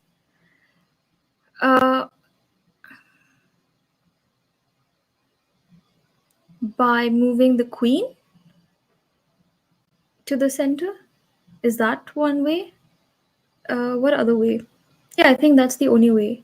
No, that's not the only way. Yeah, the knight is a little... It can't really check right now. I think right now the rook can move and check, or the queen can move and check. Oh my god, why do I keep clicking this? Oh, okay. Okay. Our path to victory begins with delivering a check with our most powerful piece, queen to e2 check. Once again, black's king cannot move as white's bishop prevents its escape, so after queen e7, Using our queen as an attacker with the bishop as a helper, we can play queen takes e7, checkmate, capturing black's queen, attacking the king, and covering all of the escape squares. The bishop is the helper piece because it protects white's queen, meaning that black cannot capture the queen. So the game is over. Let's look at one last example together. Sometimes we do our best to castle early, and it just doesn't work out as planned. Don't worry, it happens to all of us. The most important thing is not to dwell on the past, but focus on what you can do now and build a better future. Okay. White is down a pawn, and black is threatening to capture our rook on h1. To make matters worse, our king is still in the center, and black's rook that was used for castling is lined up with our king. Not a good sign. What is white to do? How can we move our king to safety and protect our rook on h1 at the same time? That's right, we can castle queenside. Our king has escaped the dangers of the center, and now the rooks are connected, protecting each other on the first rank. Okay. White's position isn't perfect, but it's a lot better now that we've castled. You've done a great job exploring the importance of protecting our king by castling. Now let's castle early and often in the challenges. Okay, that makes sense. Okay, so now I figured out why castling is a good thing for like getting your king out of the center, because like all the other pieces are moving towards the center. So like you should get the king out of the center. So because I used to wonder why castling is a good move and why do they keep talking about getting this king out of the center, out of the center. So this explained it. I just hope I am able to implement all this knowledge in a game, in a real game. So I'll finish these challenges. There are several good moves in this position, okay? But what is the best king move for white? Castling, right? Castle first and castle more. I think that was the chant they were saying. Okay, good job. Next. Black wants to castle the king. Yeah, but the knight is there. But the knight, yeah. On g8 is on the way. How can you develop this knight towards the center and threaten white's here? It'll just go here. Now let's move our king safely. Okay, castle. Got it. White has many options. White has many options to consider. Sure, but let's remember the most important factor in chess. King safety. Ooh, yeah. I wasn't even considering this in my previous game. Like I completely forgot about castle and I moved my rook forward. So dumb. Black's knight is misplaced on the edge of the board. Yikes, why would you do that? But is dreaming of castling on the next turn. Oh, yeah, why would you move your knight not over here and here? Okay, whatever. How can we prevent Black's king from castling and deliver a deadly check? The bishop, right? That's the only one that can reach these two areas. No other piece can reach there that fast. Check. It can't. Oh, my bad. Oh, no. Because then the bishop the bishop can't be killed, but the bishop gets killed by the... Yeah, why did I do that? No. Because now the king can kill the... Yeah, no. This is not a good move. Okay. No. Let's see. Oh, of course, like the rook has to come here, so that's like direct charging. And if the king tries to move to the right, then the bishop kills. Oh my god, what did I do? Oh no. Oh my god, I have this fancy mouse and I clicked clicked the back button. What's wrong with me? Castle early and castle often. It's a funny, but also helpful phrase to remember during your games. After 3 moves, white is a pawn in the center and developed a knight and bishop toward the center. What's next? It's never too early to make sure your king is safe, so a great move... Stop reporting a bug. Oh my god. What a mess. Okay, I have to start again. It's fine. More practice. But what's the best king move for white? Sorry, what? There are several good moves in this position, but what's the best king move for... Oh, yeah, castling. I need to read this. How can you develop the knight towards the center and threaten white's e4? It's this one. King to safety is always castling. Got it. Remember the most important factor in king safety. Okay, king safety. Yeah, castle. Oh, were we in this place? Oh, yeah, this is where we had moved our bishop, but the better move would be just to put the rook here. It's not? What? Okay, try again. Oh, wait, what? This check will win black's. Wait, I want to read this. This check will win black's queen and prevent. Now let's find a powerful queen check. Oh, okay. So this could be an. Oh, okay. It's just giving me alternatives. Okay. So my one alternative was to put the bishop, but then I want to save it until the king moves towards the bishop's attack, right? So, yeah. Oh, yeah. Okay. I forgot. But okay, I want to place the queen here and see what it says. Because now I know the best move is putting your queen here, but I want to see what explanation it gives if I place it here. This move also leads to checkmate, although we generally don't like to block our rook. Okay, that makes sense. Let's find a slightly more active. Okay, that makes sense. Because we're blocking our own piece. Okay, that makes sense. Okay, cool. And then I can just charge. Checkmate. Nice. Black is threatening to capture black. Where is black? Black is there. Black is threatening to capture her e4. Here. With check.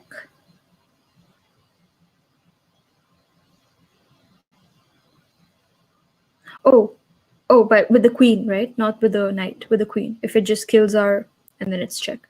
Let's move our king to safety and set up a trap. Okay. First safety, so castling. And then, how can we line up a less valuable piece than the black's queen? Oh, we could line up our rook. So our rook goes here, the queen tries to kill, and then we can try to kill the queen and deliver a checkmate or like a check. Yeah, I think this way. But then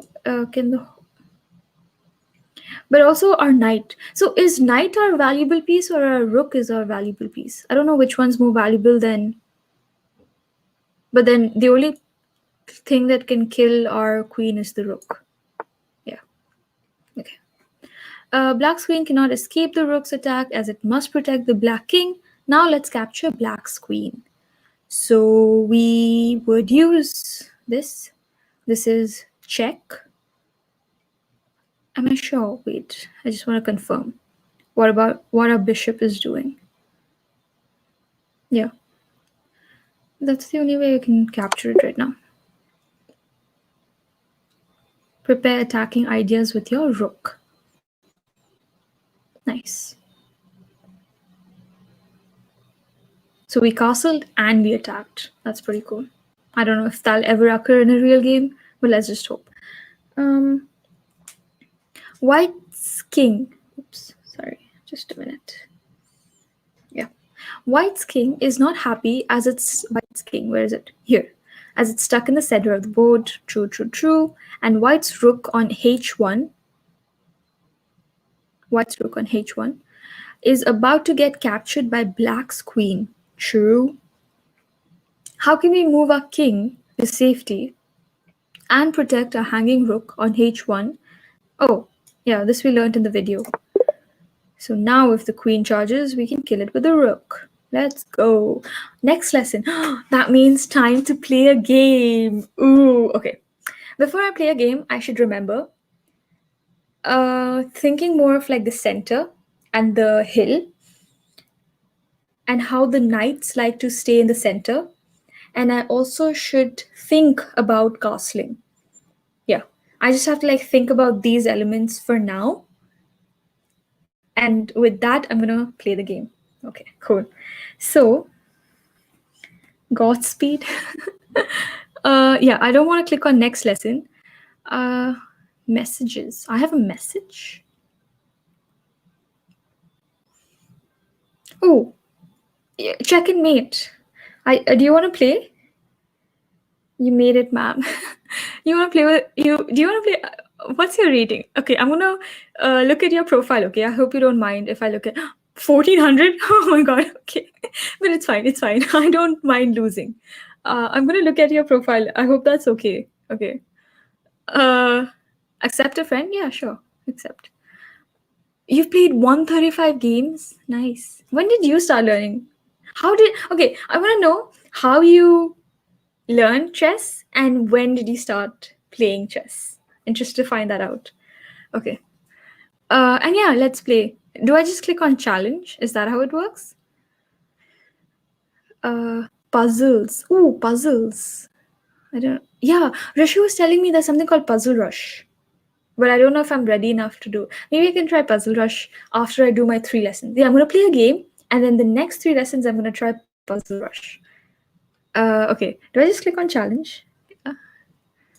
I'm just gonna click on challenge and see what happens. Oh my god! Oh, what just happened? Wait.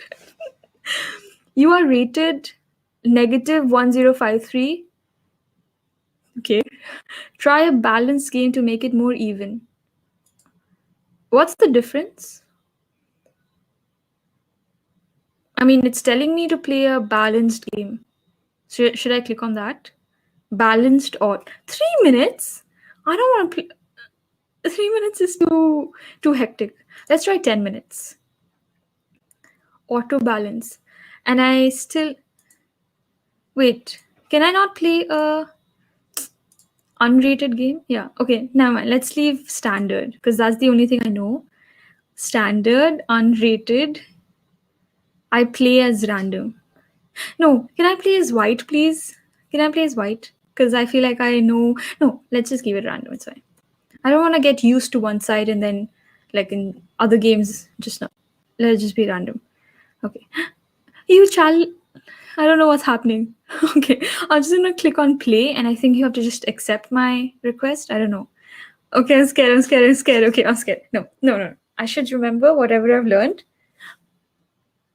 I'm 400. Oh shit. Wait a second. Wasn't I 800? How did I lose 400 points? Oh my god, whatever. Does rating even matter? I don't know. Okay, play. I don't know. Wait, no. I wanted to challenge you. Why is this random person? What? What is going? I'm so confused. Okay, no. It's you. Okay. So it's my time? It's my turn? Hi. Okay, here. So my 2 moves are either pawn or knight. I want to do knight first. Yeah. I'm scared. Huh? Your game was about to auto abort. Thanks a lot. No problem. That's fine. So here, what are you trying to do? You are also trying to cast. No, you're not trying to. Oh wait, sorry. Oh wait. Before that, oh, what did I do? Okay, no, never mind. Okay, I'm gonna try to charge my pawn forward. But if I do that, I'm just giving you a free pawn with my knight. I wanna do this. Will I lose my rating by doing this? I have no idea. my account is a mess. Suddenly I've forgotten everything that I've learned.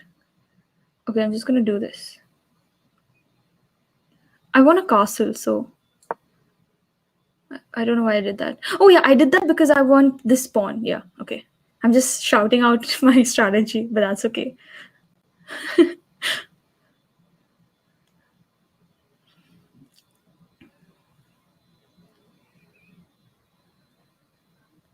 It's not my turn, right? Ooh, okay. Okay. I'm okay, you're trying to take my pawn here. But what I'm gonna do is try to move this here. I'm scared. I don't know why I'm so scared. But I feel like I'm a lot like I know what I'm doing rather than just being like, oh, I'm gonna move this piece here, move this piece there. Than my first game. Oh, nice. You protected your bishop. Good. I mean, you protected your weak pawn with your another pawn. Okay. In this scenario, I don't think it's still time for me to castle because like my bishop is under attack. So I feel like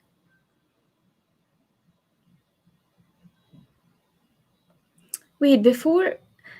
Yeah. Okay. I should have not done that. Yeah. I think I'm gonna go a little back maybe. I don't know. After this, I'm lost. I feel like I've lost all my understanding. I'm scared. I'm scared.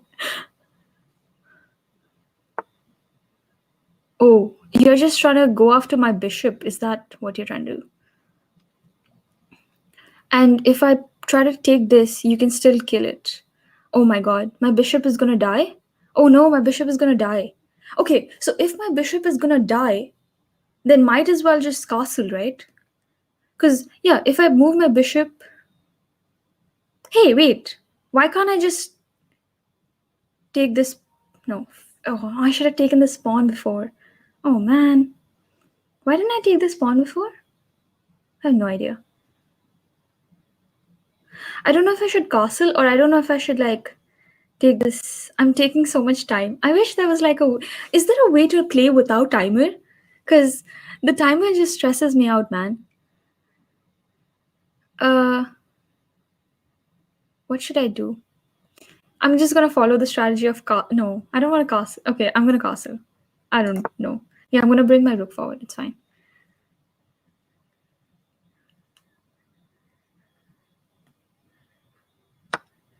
Okay, and then I'm just gonna take the knight. But with what? No. Yeah, and then that kind of opens up my. But with which pawn should I take? But are you trying to? Yeah, and then if this moves here. Yeah, I want to move this so that in case the bishop moves, then I can kill. Yeah. No. What? That doesn't make sense. Okay, whatever. Okay, I'm just gonna take it.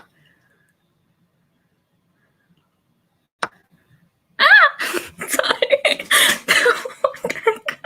What was that? Oh my god. Oh my god, you have so much control of the center. Uh, uh, uh, no. I feel so bad. Oh, wait. You know what? I'm gonna go to the center. I think. I don't know. No. No, you know what? I'm gonna go charge your weak pawn again. What are you gonna do now? Huh? I'm scared. I'm so scared. I'm so scared.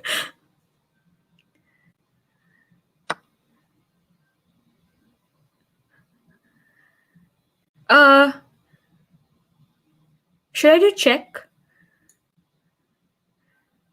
But where will this person run then? No. Should I take the queen or should I do check? No, if I try to kill the queen, then the horse can kill my queen. Should I do check? I don't know. I'm so scared. Okay, I'm gonna do check. I don't know. Check. My heart is beating so fast, dude. Oh my god, I'm such a dumbass. I forgot. Oh my god. Dude, my heart is beating so fast. It's unbelievable. I think I'm gonna lose. I think I'm gonna no.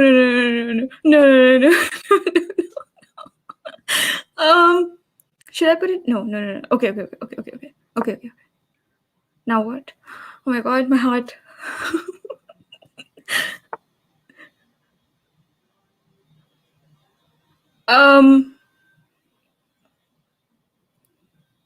Okay. I think I wanna. No, I don't. I don't want to swear. Uh, you're definitely trying to take my pawn. Should I kill your? No, then you're gonna kill my. That makes no sense. I don't want to do that. I'm gonna move this forward. I think. I don't know if that's a bad move. Oops. Okay, you win. Nice one. I don't know. I need to analyze this game, but thanks for playing. Oh my god. I can't believe my hearts are throbbing so hard. Oh my god. Oh my god. Oh my god. Whew. Yeah. Did I lose my rating yet again after playing this? I don't know. Can you go negative rating? I was thinking I'm safe. Like I'll at least maintain 800. But then apparently like my previous game was so bad that I lost 400 of my rating. But yeah, thank you, check and mate. You lived up to your name and you checkmated me. So congrats. And you're from Kerala. Nice. I have a lot of friends from Kerala. So wait, is Vanakam welcome or thank you? No, Sherry. No, it's Sherry that I lost. But yeah, thanks for playing with me. I'm gonna go check my profile because I don't know how I reached 400. It's kind of sad. Where is my profile? Oh my god. Profile. I have one win, which is not even a win. I have 2 losses. Um, I just don't know how I lost 400 of my rating. Sad, but that's okay. Can someone tell me if there's negative rating possible? Thanks a lot for playing with me. No problem. I mean, I have no idea why you'd like to play with a noob, but I hope you had some fun laughing at my ridiculous moves. uh, okay, what did people say? Different ratings in different time formats. So you won't lose ratings, but generally use rating based on your rank versus your opponent. Moves don't themselves. Oh, you didn't lose 400 rate. No, so I started like my account. I made it yesterday, and I started with 800. Right, that's how you start. But then I played 2 unrated games today, or maybe one of them was unrated and one of them was rated. And then the game where I was just messing around, I think that contributed to my loss of rating. Lost rating is 100. Oh, and then you can't lose more than that. Okay, that's at least you can't go negative rating. That's good to know. You will become a good player once you are improved. Thanks for the encouraging words. But yeah, I also need to like work on my like not get too worried about things getting attacked. Like at one point I just blanked out and I didn't even know what I was doing, especially like when I saw pieces in the board where I had never seen before. And like my mind was fixated at castling, so I let my other pieces just be taken away. But it's fine. Like I'm still in the opening principal phase, so I hope I get better. But yeah, watch lessons every day. Yeah, that makes sense. Plus I have the diamond membership, so I'll make for 7 days free membership, so I'll make use of that. But yeah, thank you for playing. This is fun. I'm gonna go back to my lessons. I at least want to complete opening principles, and then maybe try puzzles, and then I'll close the stream and come back tomorrow. Maybe. Okay. Also, can someone tell me who won the badminton singles, women's singles for Olympics? I know. Yeah. Congrats to PV Sindhu for winning bronze. That was exciting. I just don't know who won the gold and silver. It was China versus Taipei. I don't. Yeah. Never mind. I don't have membership. AKI's got gold on it. Seriously. Yeah, Sindhu got bronze, but the final was against China. Um, I mean, why can't I just Google search? What's wrong with me? Okay, wait. Also, I want to like analyze the game that I just played. Dude, does anyone else's heart starts beating? It's the same feeling of being an imposter on in Among Us. My heart just started beating so fast. I don't know what this flight or fright response is. But I don't know. Opening schedule and results. Okay. Do puzzles every day? Yeah, I want to see how the puzzles are. Just the sound of puzzle rush. Anything that lets me rush scares me. But I'll check it out. Okay, so let me tell you who won. Badminton. China won. Ooh. Nice. Nice, nice. So China gold, TPE. I can't pronounce the country's name. That's second. And PV Sindhu, India third. Also, Qatar won its first gold in weightlifting men for 96 kg category yesterday. So really nice. Really happy about that. I only feel this when I play against Anudeep.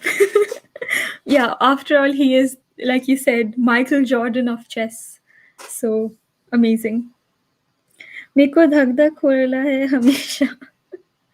Puzzles teach a lot. Okay, okay, that makes sense. Cool, cool, cool. Good to know. Thanks for the advice.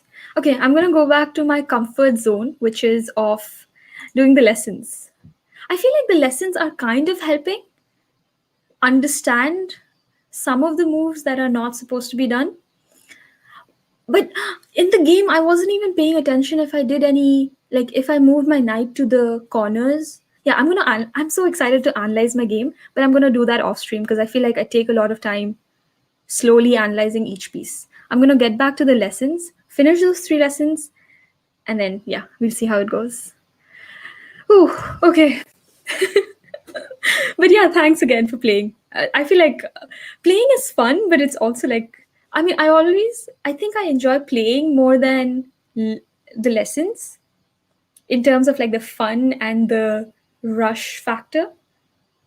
But I also enjoy learning the way they're being taught, teaching. I've just forgotten how to speak English suddenly. Okay, protect your king. Okay, wait. So, controlling the center, I feel like in this game, I tried to control the center. Did I? And then I completely forgot about developing my pieces. I need to remember, I need to know if the knight is the rook is better or the bishop.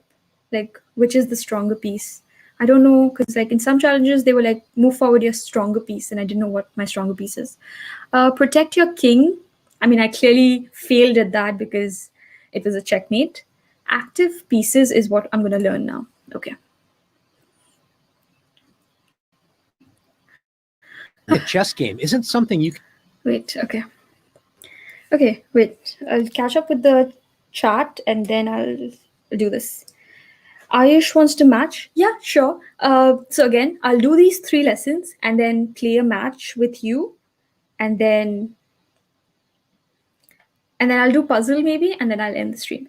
My heartbeat rises when I play live. Live? Is that different from the 10-minute thing? Also, can we play? Is there an option of playing without the 10 minutes? Like taking as much time as possible?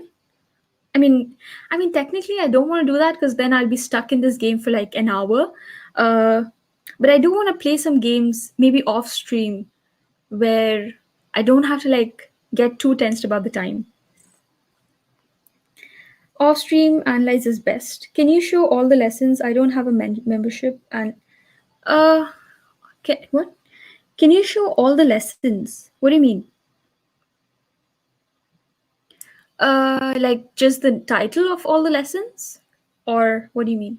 I don't understand.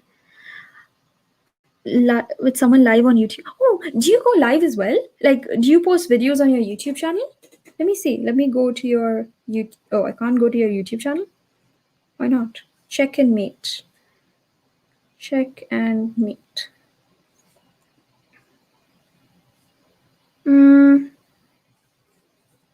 Where is your channel?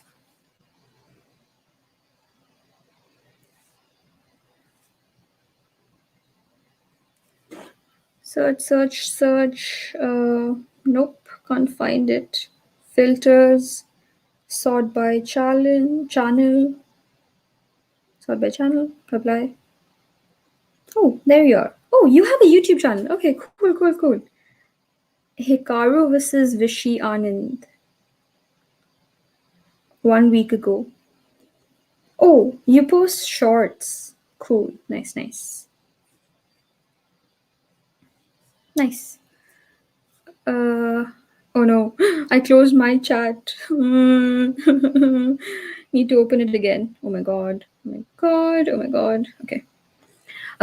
Active. or forced win. If you simply hope that your opponent will do all of the work for you. Wait, sorry, I wasn't paying attention. I suddenly realized the sunlight is not there anymore. I want to see, yeah, the light. Like, you can still see my face. That's fine. Creepy sponge. Hey, iiqrah, lots go love to you. Thank you. Can you make an updated video on how to be a GitHub campus expert? Or just tell me in brief right now. So for my GitHub campus expert program, it was like version 2 or 3, and now they've updated it immensely. So I literally have no idea what you do, like if the rules are the same or if the rules have changed for applying. But when I was applying, everything was done online. The main thing was you are supporting a student community in your university or college. And as long as you had an idea, an aim, motivation of how you're going to support your community, and then just do a lot of write-ups about that, I feel like that helped me a lot. Because I was starting my hackathon society in my university. So I had like a lot of things to talk about. Maybe that helped with getting accepted. But I could look into making a video. But again, like I haven't gone through the process that you all would be going through right now, which is why I like a lot of people come and ask me how to become a GitHub campus expert, but I really don't have any idea what the answer to that question is now, because it has gone through a massive application change. But if you have any specific questions, it'll help me, like I can answer that. As an expert, do we have to recruit a team of other students? No, I've never recruited a team of other students. You become a expert, you become a campus expert, and then you work with the GitHub education team. And let's say if you're hosting a hackathon or just a tech event, then you work on GitHub, like you have a repository especially for GitHub campus expert students, and then you liaise with the GitHub education team to get help. But you never recruiting a team of students just sounds like a MLM for some reason, and it's not necessary. No, please support me. Please support me too by buying me a coffee. Yeah, I mean, yeah, go follow Check and Mate on their YouTube channel. I think they make shorts. That's what I looked at. Okay, too much distraction. Now I'm going to stop reading the chat and get back to learning my active pieces. Okay, start. Winning a chess game isn't something you can simply make happen. There is no outright winning strategy or forced win. If you simply hope that your opponent will do all of the work for you and make a blunder, you won't win as many games and you won't get very good. The only way to win at chess is by playing with sound strategies and gradually making your position better until you have an overwhelming advantage or your opponent can't handle the pressure and cracks. The key to improving your position is making your pieces active. An active piece is one that is full of potential and ready to jump into action. When you start a game of chess, none of your pieces are active. Most of your pieces can't even move. Your job is to get your pieces into the game and put them on active squares where they can attack, defend, and improve your control of the board. Let's take a look at a few positions and compare who has more active pieces. Let's start by looking at some opening moves and see which side does a better job activating their pieces. Okay. White begins the game with e4. Controlling the center, and already opening up lines for the light-squared bishop and queen. Black plays h6. This pawn controls g5, but does nothing to help with development. White plays knight f3. The knight activates toward the center, controlling the d4 and e5 central squares. Okay. Black plays knight a6, developing a piece, but unlike white's last knight move to f3, black's knight on a6 does not control the center and only controls 4 squares, b4, c5, c7, and b8. Let's compare that to the knight on f3. 1, 2, 3, 4, 5, 6, 7, 8. 8 total squares, or twice as many as the knight on a6 controls. That's why it's important to develop toward the center. White follows this advice with bishop to c4, controlling the center and placing pressure on black's weakest point, the f7 square. Notice white is ready to castle on the very next turn.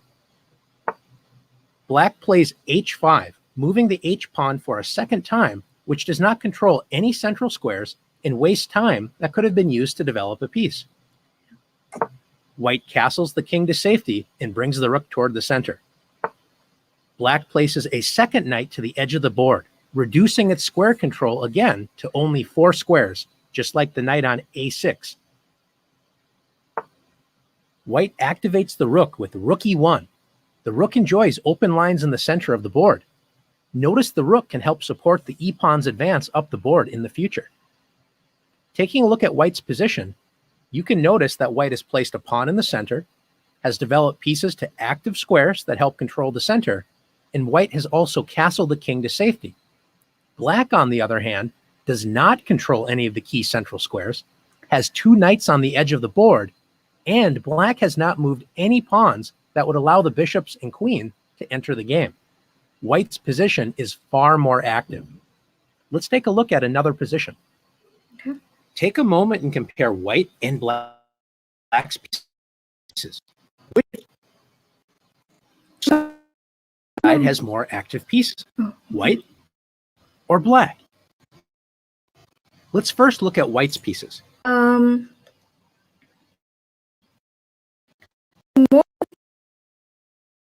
pieces from white are like their normal places, and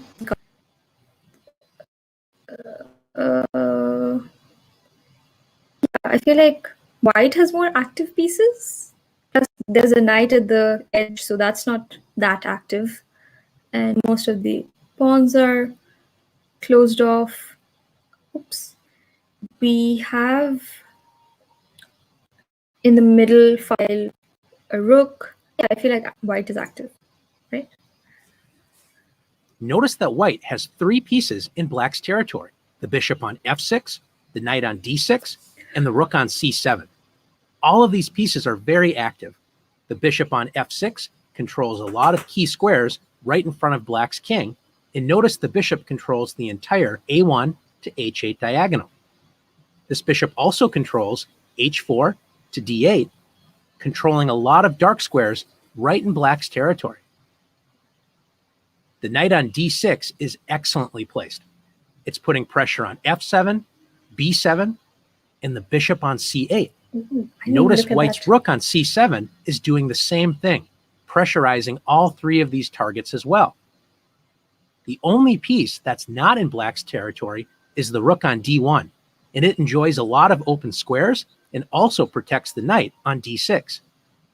Let's compare that with black's pieces. Black has no pieces in white's territory, and notice black has 3 pieces still on the 8th rank: the rook on a8, the bishop on c8, and the rook on f8.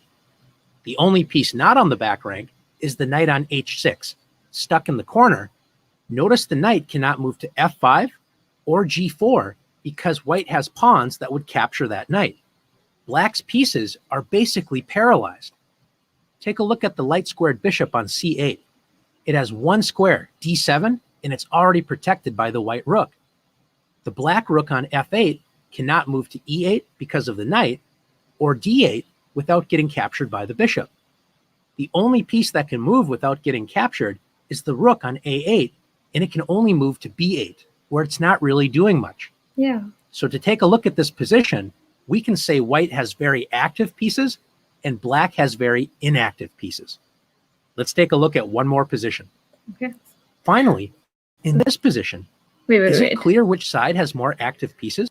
Let me see. I mean, this entire row is literally the same.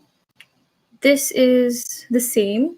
This is the only charging active piece for white. I feel like white is again in a better position. Yeah, especially because of this rook. Because most of the other pieces are same, but this rook is very strong because it's in the middle file. I feel like white again. I don't know. Let's take a look. Notice that both sides have pawns directly in the center, d4 and d5. Both sides have very active bishops. They both control kingside and queenside space. Yeah.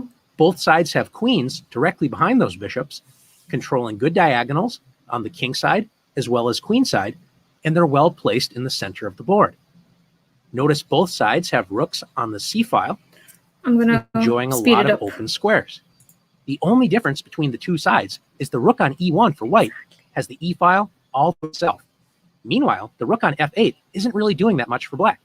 So black solves this by playing rook f to e8. Cool. Both sides have very active pieces. We would call this an even or balanced position. Now that you've learned how to identify active versus inactive pieces, it's your turn to practice activating your pieces. Okay.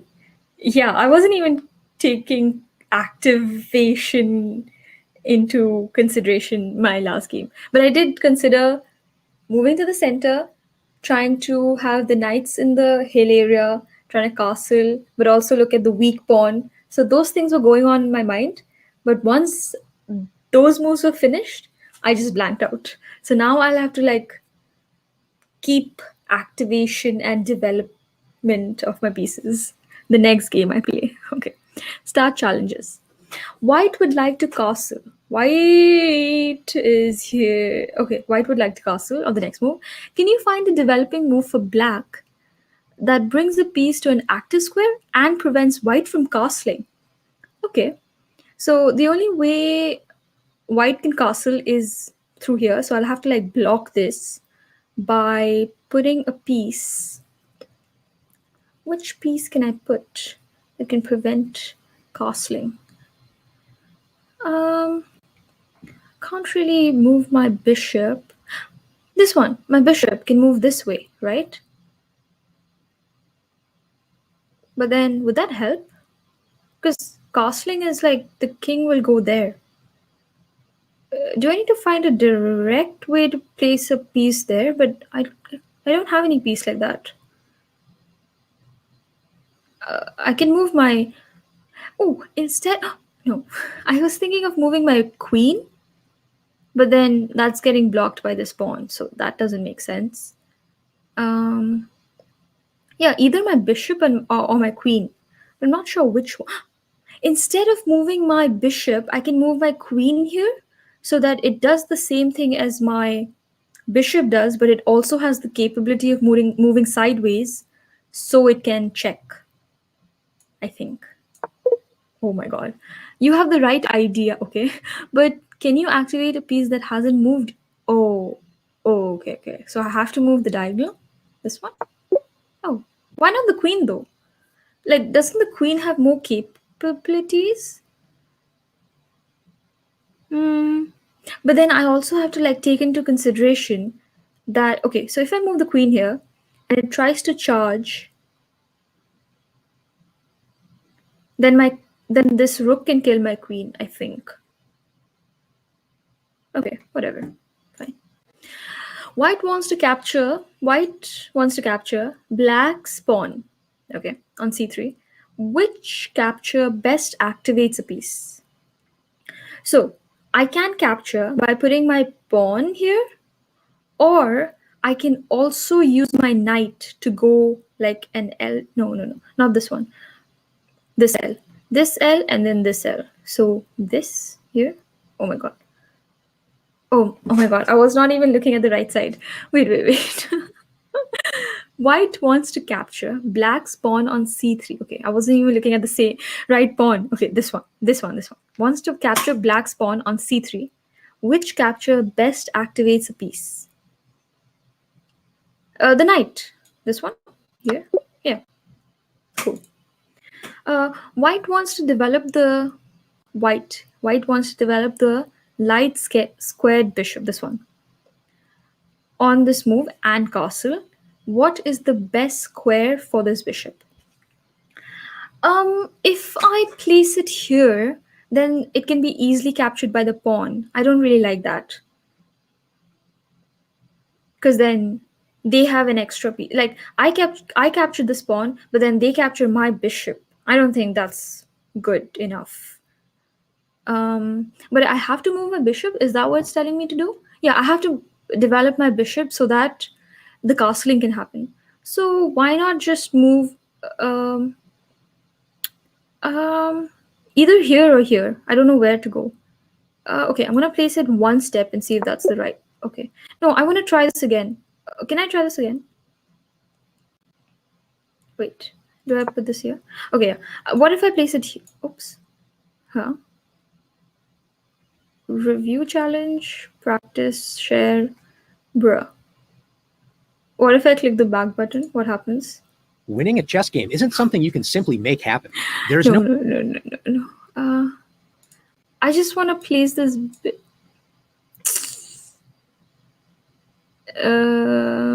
Okay, fine. Never mind. Okay, fine. White's rook on e1. White's rook on e1. Where is that? This one is preventing black from castling. My mind just stopped working. Oh, wait. White's rook on e1 is preventing black from castling. How? Since it would capture the bishop, yeah. How? Okay, yeah, it's going to capture and then charge forward. So you can't castle into a check. Is that a rule? I don't know. It would capture the bishop on e7. How can black develop a piece and block white's rook from attacking the dark squared bishop? Let's see. I use my bishop then? No. But then that's the only thing I can do though. Like if I really want to block this rook, I'll have to put this forward. But why would I want to do that? Or I can move my knight. Like this can go here, or I can move this here. Which one's a better method? Okay, let me analyze, okay? If I try to move this here, it is kind of developing my piece. But if I move this here, it's going more towards the center, and it's attacking this piece. But then it can get killed by my bishop, by the rook. Which one is the right answer? Do I try to? But then if I put the knight here, that can easily be killed by this pawn. But will the opponent do that though?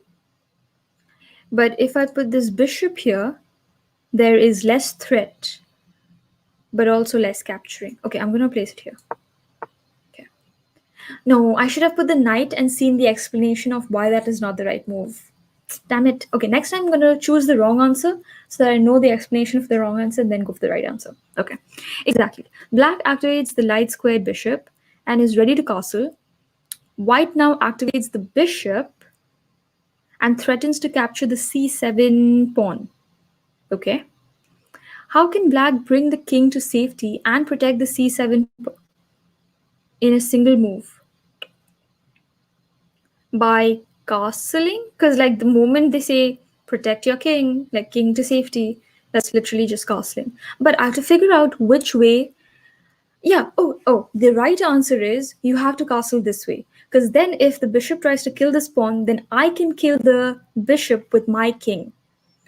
But I know that answer, so I'm going to go with the other direction and see what the explanation says. So this is the wrong answer. Yeah, this move brings the king to safety but loses the c7 pawn. Yeah, so it's the other way. Okay, the explanation was not that great. Moves here. Moves here, right? Yeah. Yay, cool. Woohoo! Okay, next. Black's rook is ready to invade on e1 or e2. Yep, it is. How can you prevent both these moves and activate white's passive rook? Interesting. I mean, it's already been castled. I literally cannot move. What? Oh! I just moved this pawn, right? So then at least the rook can at least go forward and try to protect this file. How can you prevent both these moves? But wait. No. Again, I'm gonna read that again. Black's rook is ready. Yep, e1, e2. How can you prevent both these moves and activate white's passive rook? Yeah, I think I need to move my... But I don't know if I should move it one step or two step. That's always my worry. Oh my god. Oh yeah, wait. Like, this is completely empty. So...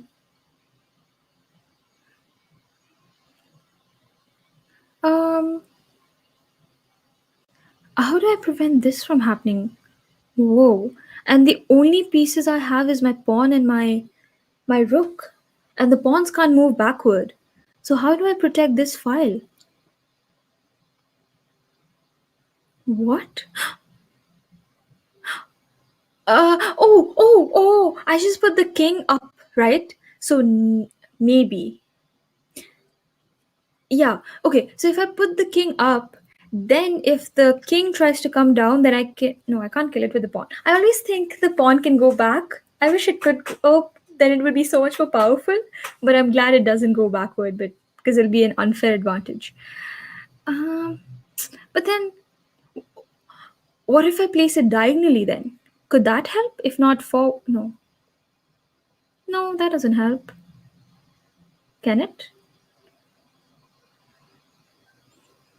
This is so hard. No, this is not hard because I literally have limited pieces. Okay, I'm gonna try a bunch of things around and see which one's the right move. So one of the things that I was thinking is moving the king forward, so then the rook can move freely.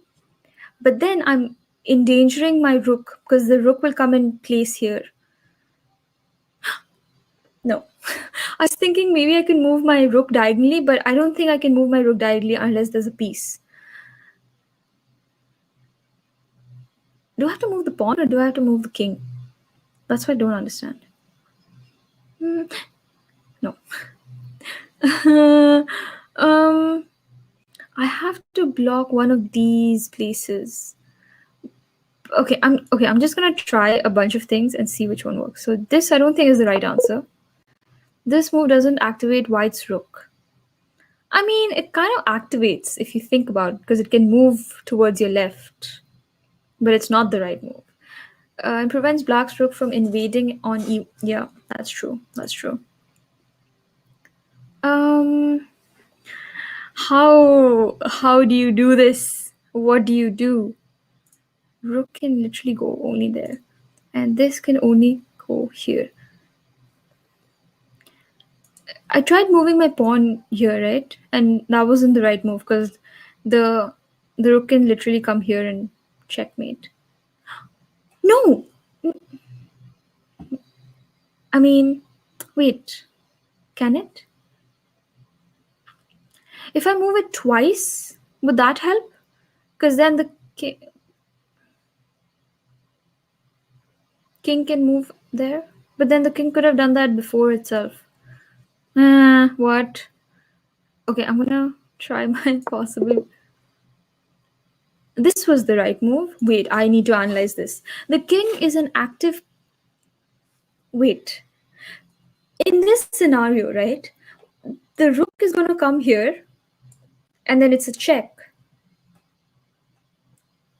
Oh, and then the king can escape up. Oh. Why couldn't I have visualized that? Oh, man. It was the diagonal move. Sad. Okay. As you continue on your chess journey, it's a great feeling when you... Okay. Need to look at the chat now. Okay. Bye, guys. Bye, check and mate. See you on next stream. I hope that's soon, but yeah. Yep, white and clown. A clown emoji. Cool. Let's go with your opponent's moves. Okay. 8 minutes video. Oh my god, that's such a long video. Start to win more games and notice that you are making stronger moves. If you really want to take your game to the next level, it's essential to start thinking about your opponent's moves and truly understanding their ideas before deciding on your own move. The most obvious idea behind an opponent's move is a check, such as Queen B1, delivering a check to our king. Since our king is under attack, it's easy to react instantly and play King H2. Unfortunately, if we play too quickly, we risk missing the entire story behind our opponent's move. Before responding, try to understand all of the things your opponent's move does. Yes, Black's queen checked White's king, but was that the only purpose of the move? Notice Black's queen was also attacking the unprotected bishop. Black can play queen takes b5. Black is no longer down a piece and has a good position. Let's take a look at this position again. Now that we understand that Black's queen is attacking both our king and unprotected bishop, known as a double attack, is there a way we can both block the check and protect our bishop? If you found bishop f1, great job. We block the check and protect our bishop at the same time, so White is up a piece and enjoys a great position. Now let's take our game to the next level and start to think seriously about our opponent's moves and ideas in the following examples. In this position, after Black plays knight b4, instead of immediately focusing on what we should do, let's make sure we understand the point behind Black's last move. When a knight begins to jump, we want to carefully consider where it may land.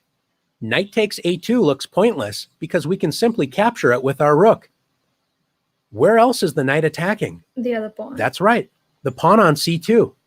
Notice that Black's bishop on f5 is also attacking that pawn. A common mistake is to understand that our pawn is under attack and then decide to move it with c3, attacking Black's knight and moving the pawn to safety. How could this be a mistake? Unfortunately, the knight wasn't just attacking the pawn, it was also attacking the c2 square. So Black can play knight c2 check, forking White's king and rook on a1. Forking? White should make the best out of a bad situation and move the king, because if White plays queen takes c2, Black wins a queen for a knight with bishop takes c2. Let's take a second look at this position and try to find a better option for White. Since Black has two pieces attacking the c2 square, and we only have one defender, the queen, what should we do about this threat? If we play e4, trying to block the Black bishop's diagonal, Black will simply capture the pawn with the bishop, and we still have to solve our main problem, the weak c2 square. Feel free to pause the video if you'd like more time to think about the position. Okay, sure. If you found the defensive... No, wait. I feel like this is what I tried doing to my game in like when I was playing with Check and Mate. And then he played some move that not only blocked... I think they blocked it, and why didn't I take it? Okay, I need to analyze that. But for now, what can I do? So I need to protect this pawn from these two pieces. And moving this is a bad idea because it's literally asking it to come forward one more step, and I can't even kill it. And if I use my knight, I can't come to a light squared box because right now it's in a light squared box. So it's gonna literally jump to a... But after that, it can jump to a green box, right? No, but it's not going to reach there, so that's fine. That doesn't do much.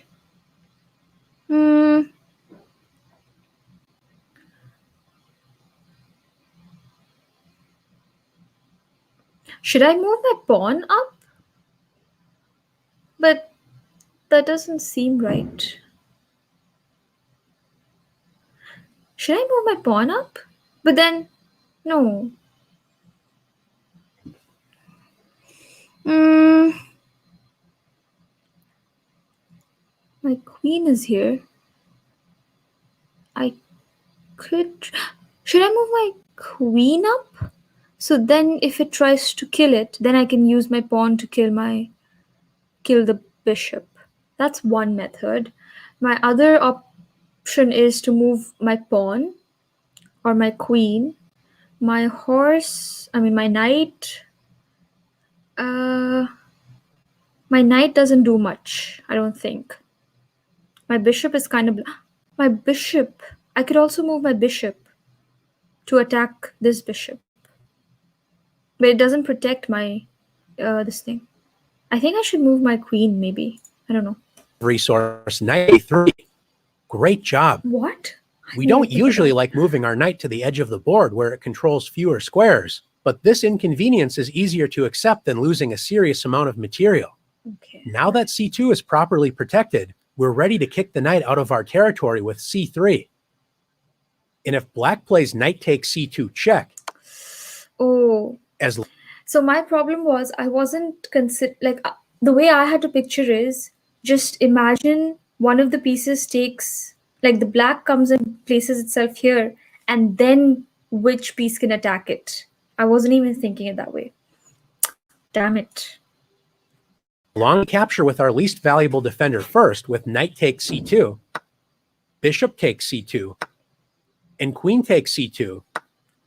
After all of the trades, white is up an extra bishop for a pawn, so black should have spent more time thinking about the consequences of our knight a3 move before capturing the c2 pawn. Okay. Let's continue to work on understanding the ideas behind our opponent's moves. In this position, white decides to play queen f6. Take a moment to understand all of the ideas behind white's last move. Okay, wait. Okay, so the queen moved here. The things it can attack right now is my rook.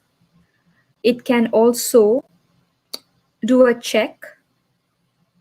It can kill these two pawns and this pawn. So 3 pawns, a check, and a rook.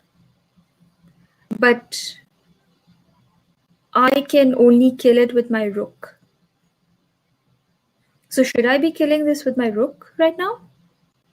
Is that what my next move will be? I don't know. You may notice black's rook on d8 is under attack. Yeah. So with that information in mind, black may play rook e8. Yeah. Oh. Moving the rook to safety and adding a second attacker to the e4 pawn. Oh, okay. Before deciding on our move, don't forget to ask, what are all of the ideas behind my opponent's last move? The check. It is true that white's queen attacks 3 pawns, but none of these moves look very good. Remember to always look for checks and captures. Yeah. In this case, white can win the game immediately with queen g7. Yep. Checkmate. After carefully considering all of the ideas behind our opponent's last move, how can we both prevent checkmate and protect our rook on d8? It might not look possible, but your knight on c5 is ready to come to the rescue. Where can you move your knight to stay in the game? Oh, wait. I want to figure this out. Wait, if I go here, yeah, just move it here. So if it tries to come here, then I can just kill it. That's right. You can play knight e6. Yeah. This move prevents checkmate on g7, as the knight would simply capture the queen, and it also protects the rook on d8. Knight e6 isn't the first move that may come to mind, but by taking the time to fully understand the ideas behind your opponent's move, we can find these important resources. Sometimes you can make a threat and it seems like your opponent is completely ignoring you. If white plays rook to f1, we may expect black to play rook f8 to protect the hanging pawn on f7. It may come as a surprise to see black play rook to d8. This move seems to completely ignore our threat of rook takes f7. Of course, sometimes your opponent only focuses on their own moves and misses the purpose behind your moves. If you don't see a point behind your opponent's last move, you need to trust yourself and continue with your plan. If it turns out you overlooked a tactic, you will gain a valuable lesson, but you cannot fear threats that you do not see. Okay. It turns out that rook d8, lining up with our king, is a very tricky way to defend the f7 pawn. So white should move the king off of the same file as black's rook with a move such as king c4. After rook takes f7, Black has a surprising move which wins white's rook. Take a moment to look for this incredible resource. Just If down. you found the powerful move knight e5 check, excellent job. I didn't. The pawn on d4 cannot capture the knight, as it would put our own king in check, which is illegal. Oh my god. And after white moves the king to safety with a move such as king e2, black wins the rook with knight takes f7. Let's take a look at one more example together. Okay. Chess is such a beautiful game as there are so many layers to discover. True. In this position, black plays knight takes b3. What is the point of this move? It looks like black is simply offering a trade of pieces. One way to help improve your game is to ask yourself every time your opponent makes a move, if my opponent had another move, what would they play? We might assume black would simply move the knight to safety and be up a piece. If white doesn't think carefully about this question and simply plays a takes b3, white is in for a rude awakening. When you ask, if my opponent had another move, what would they play? Always look at every single check and capture your opponent can play, because these are the moves that may cost you the game, as in this case, with queen c1. Checkmate. Ooh, Since black's damn. threat is queen c1 checkmate, you might make a quick decision and play a move like g3, opening up an escape square for your king. Before deciding to not recapture black's knight and accept being down a piece, is there another way to capture black's knight and prevent checkmate? Notice white's queen is on c7, and it could guard the checkmate square if the c2 pawn wasn't in the way. This means we can play c takes b3. So now black cannot play queen c1, as we would simply capture the queen. You've done an excellent job working through one of the most important skills to develop. My mind Always is looking out for your blown right opponent's now. moves and making sure you understand the ideas hidden behind them. Now let's stay alert and remain one step ahead of our opponent's moves and the challenges. Whoa, that's so cool. Oh my god. So cool. So cool. So cool. Insane. I just hope I'm able to like think that way while playing chess. Holy shit. Oh my god. Okay, challenges. I feel like this is gonna be hard. Okay, no. I do not tell myself it's gonna be hard. I can do it. Okay. Black is attacking. Black. Where is black? Black is attacking our king on rook. Yep, they are on a1. What is white's best defense? White's best defense. So my possibilities are either moving this rook or this rook. If I move this rook, this rook can then kill it, right? But if I move this rook here, no. If I move this rook here, then it tries to kill it, and then I can kill this. So I think it's gonna be this, maybe? Yeah, and then I should take the rook. Ooh, and now what should I do? I should move it back here, maybe? No. I should move it here. So no. I should put it as check. Yeah, because like literally there's no place for black to escape. So I should put it here and then check. So it has to address it, but where will it run? Because I'm there. Yeah, let's go. Cool. Keep up the great work. Thank you, coach. White's knight leaps to the b5 square. Again, like while playing, those 10 minutes is not enough for me to figure out the different moves. So I really want to know if you can play a chess game without 10 minutes. Like, are chess games supposed to be played for 10 minutes, or you can take as much time as possible to like think your moves and then move forward stuff? Yeah. White's knight leaps to b5. Okay.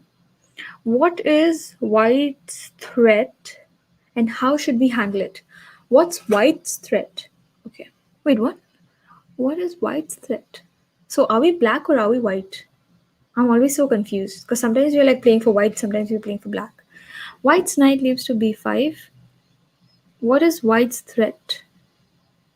Oh, like what is white threatening for our piece? The terminology is a little confusing. And how should we handle it?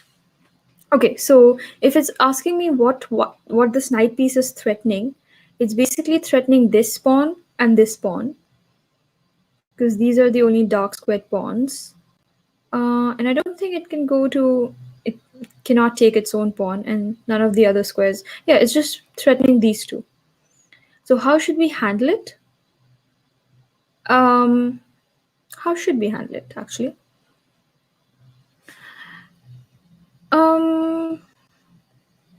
There's no point moving our, how should we handle it? Can go here. Maybe, yeah, maybe we should just move. So we could let this knight take away this pawn, but this pawn is more valuable because it's allowing our rook to move forward. And it's not on the castling side, so that's okay. Maybe we should move this rook forward. But I don't know how many steps though. Just one step maybe.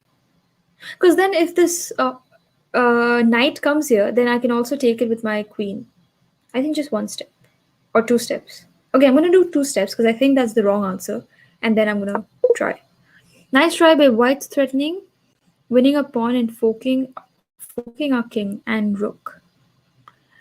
Try to add another defender to the c7. c7? c7. I don't understand. c7, or use the hint if you're... c7. Is it the knight then?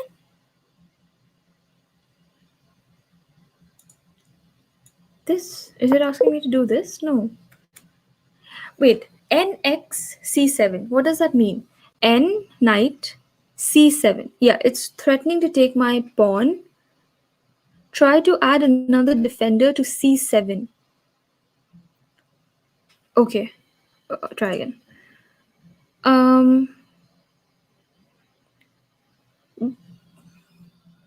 But if it really wants to take my c7, then can't my queen kill it? So why would I add another piece? I don't understand this.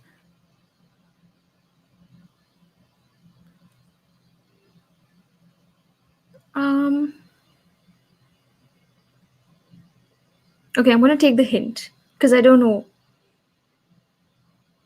My other option was to move this pawn here.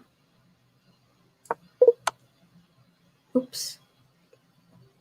Oh, and now, oh my god, this is such a bad move because literally can kill. It's checkmate. Oops. No.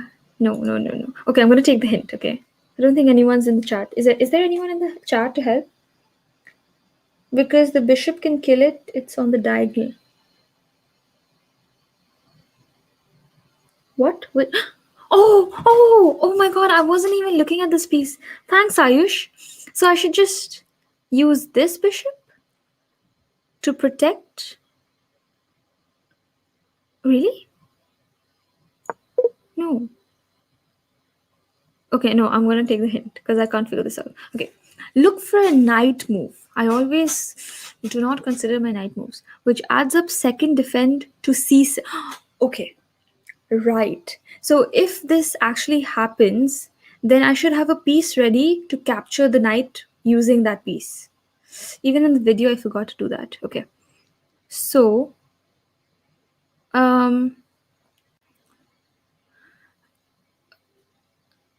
if it goes here, then it can't go. No. Both my knights are in a dark square though. How will it reach? Yeah, it can reach a dark square in my two moves. Oh, so do I just place this here? And then in the next turn it can... okay, here. Oh, without the hint I couldn't do that. Oops. But now I can take the knight. Yeah. Ooh. Now, oh, nicely done. What should we capture next? I think I should capture the bishop. This way. But in a real game, I would be too afraid to move my queen. So, yeah. Might not have done that in a real game, but I shouldn't. Shit. What did black move? Why did black move the queen? Huh? Why did black move queen to h3 here? What is white's best response? Okay.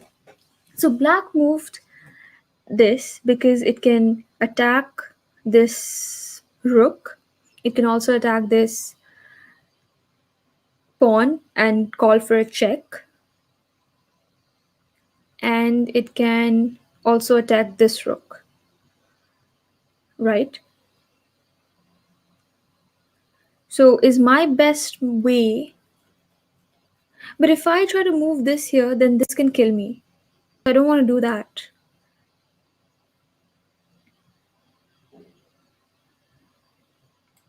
Oops. Oh my god, I was almost going to press the back button again. If I move this here, then it can't kill me. And if it tries to go down, I can kill it with my rook. And if it tries to come here, I can kill it with my rook. Is this a good method? Oh, it can just go back. Of course it can. This move does prevent checkmate, but black is fortunate to be able to move the queen to safety. True. So, okay. I need to look at one piece at a time. Okay. I have this is blocked, this is blocked. Literally cannot move. This is not helping me anyway. I do have my rook, but then it can get captured. I do have my queen. But do I really want to move my queen back all the way here? Is that a good way? I could. Yeah, maybe that is the better way. Because if I move my queen here, then it's preventing checkmate. But then I'm moving away. No. Oh shit. Oh my god, what did I do? No, that wasn't counted. Wait. What did I even do? I don't know. But if I move it here, no, where I can't follow the line. Because then it can go back again and I can't kill it. What if I move my rook here instead? Oh yeah, of course. This is not preventing checkmate. It's literally going to come here and then kill it. Oh my god. Okay, so the only way checkmate can happen is if queen comes here and says checkmate, right? So do I just take away the piece? Oh. But then this was gonna kill it, right? Oh, but then preventing checkmate is more important than saving my rook. Right, okay.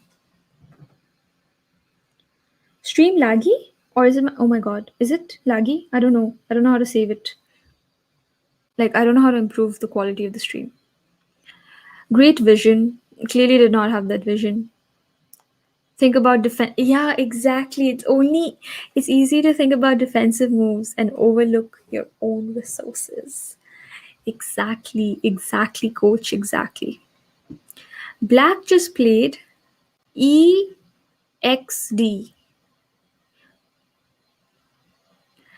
Sorry, black.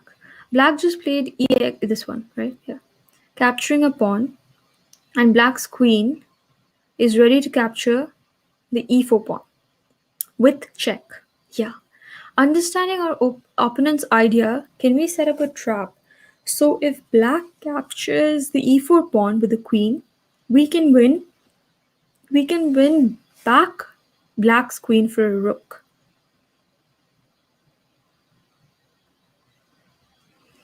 Okay, so this queen is going to take this, and we have to figure out a way.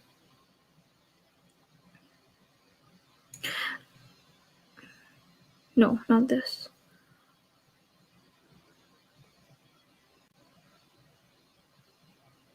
Do I just move my knight here?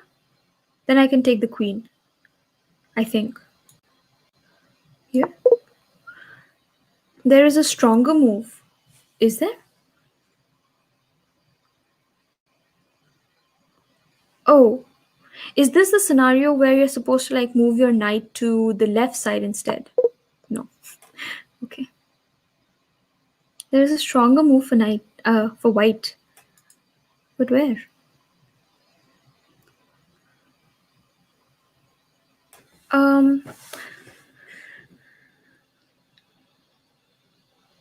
Can we set up a trap? Can we set up a trap? Really bad at that. So if black captures e4 pawn, black captures e4 pawn with the queen, we can win black's queen. What does black's queen for a rook mean?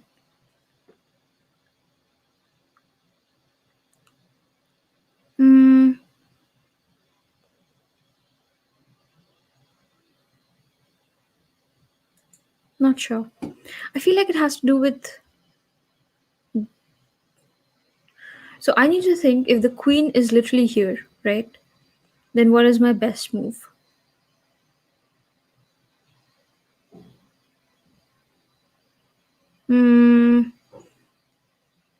Not there. Not there. Well, I could move my...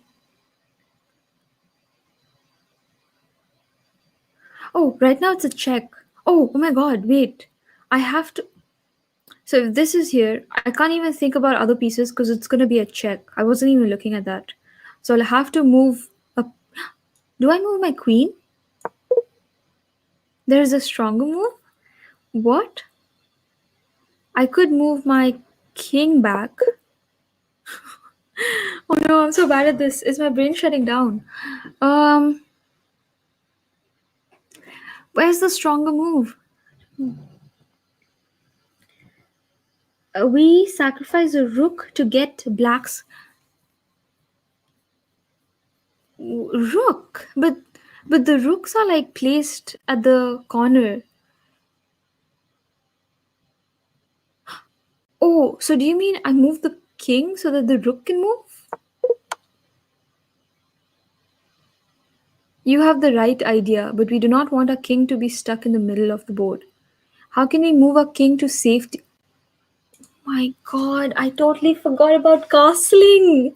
How did I forget about castling? Oh my... Of course. Okay. How can you pin black's queen down to its king so that the queen cannot escape the e file? By moving the rook? Yeah. Now let's capture. Capture it. I can't believe I forgot castling. I wasn't even looking for that. Thanks, Ayush, for helping. Excellent work, ignoring your opponent's threat and setting up a deadly trap. Keep it up. Again, did not do that. No. Okay. How can white check black's king and attack an unprotected pawn at the same time? So the pieces that we can move are our knight, and our... Oh, do we just move the queen? And black's king... How can white check black's king and attack an unprotected pawn at the same time? By moving this here. Because check and this is unprotected. No. No. If I do that, then no. Yeah. No. But how do I take a pawn though? That's not a check. This pawn. But then, no, the pawn can kill it. How does that work? No. I have to put a check and attack an unprotected pawn. Or do I... What do you mean by... No, not capture. I was thinking about capture and attack an unprotected pawn at the same time. Okay, yeah, then this makes sense. Because then it's attacking a pawn as well as checkmate. Yeah, here. Okay. Let's win a pawn. Sure. This one. Oh my god, no, sorry. Nah. Okay. we want to capture a pawn, but let's capture a pawn that is unprotected. Oh, this one. Sorry. Yeah.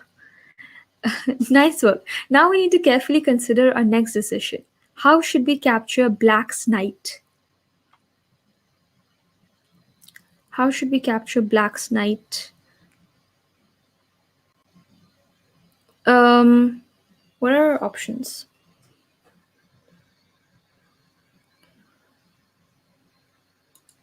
This is stuck. This can't really go back. Yeah. With the queen? But I don't know where to place the queen. Somewhere where like so it's in a white square. So in its next turn, it might want to charge towards. So I think this knight is going to follow this path, then it's going to go L, and then it's going to go here.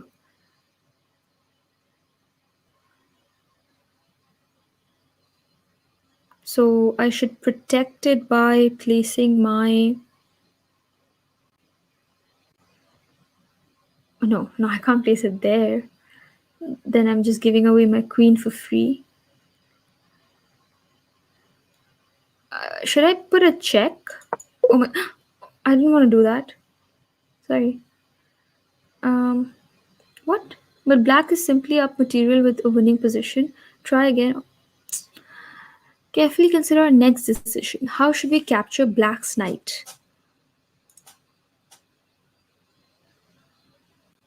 I mean, I'm thinking putting a check, and then you can also capture.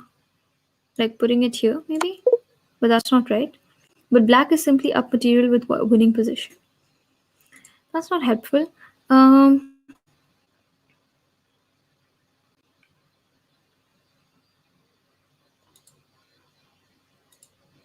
Oh, no, I have this one.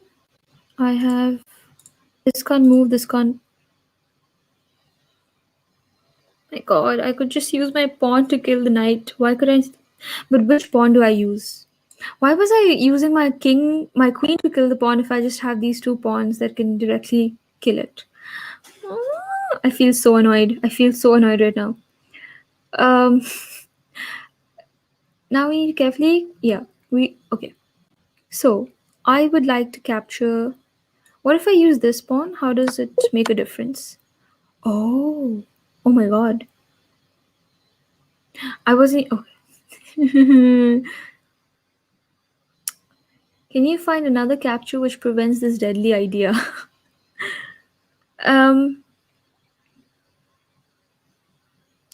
Oh, of course. Instead of this pawn, I need to move this pawn so that at least if the queen comes here, my queen can protect it. Oh man. Damn it. Let's prove black is a mistaken. Yes. That took me. Hey, Siddharth is here. Hi, Siddharth. Dhaval? Hi, Dhaval. That's a new name. I've not seen this before. Oh, sorry. You all were trying to help me. But I really wanted to figure this puzzle on my own. I know it took a long time to figure, but sad. Siddharth is drunk. Oh my god. Are you okay?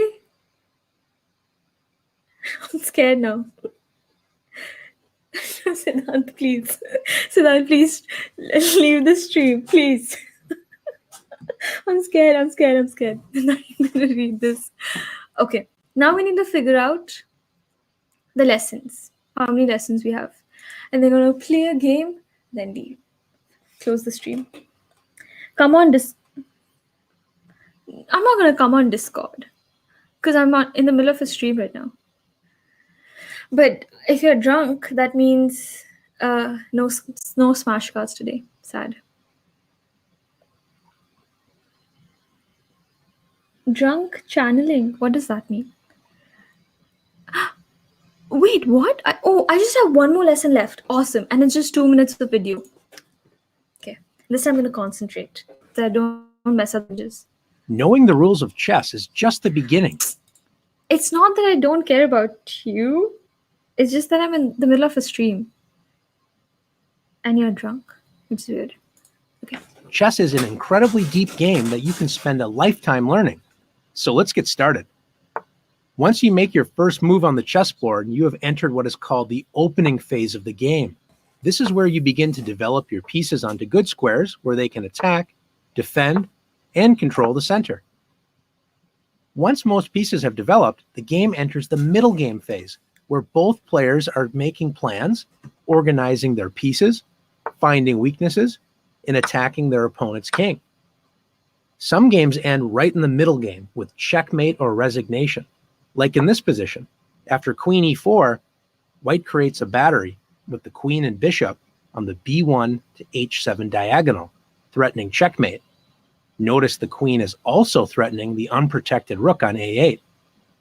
Black only notices the unprotected rook, moves it to safety, and then is shocked to see the game is over. Queen takes h7, checkmate. Not all games end that quickly. Some games continue on, and after many of the pieces have been traded away, enter the endgame phase, where the goal is usually to promote a pawn to a queen and then checkmate your opponent. In these lessons, you will learn about each of these phases of the game in detail so you can improve your chances of winning. But before we get too far, it's time to talk about your first moves in the opening. There are three main goals in the opening. First is to establish control of the center. The center is the most important part of the board. From the center, you can launch an attack anywhere. Second is to get your pieces onto active squares. They don't have many options when they're stuck on the back rank where they start, so bringing them into the game toward the center is a good idea. Third is to get your king to safety by castling, so the king is not exposed to the dangers of the battle in the center. All of your opening moves should support these goals. Now it's your turn to practice making great opening moves. Good. That's good, because that's what I did in my game with chess and mate.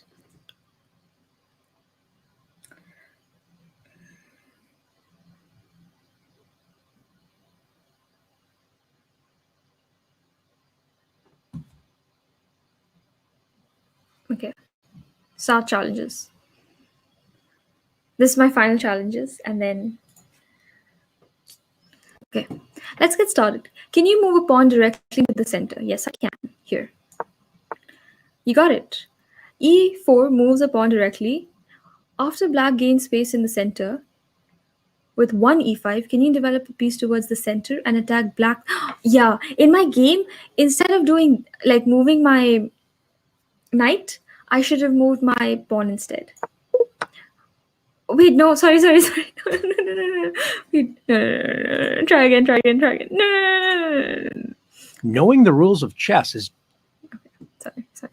Why did I click back? Okay. You got it. e4 moves the pawn directly into the center.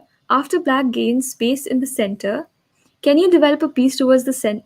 Oh, yeah. So I had to move my knight, right? Yeah. White develops the knight towards the center and threatens to capture the black pawn. Exactly. Okay. Yeah. So I did the right thing in my previous game. Okay.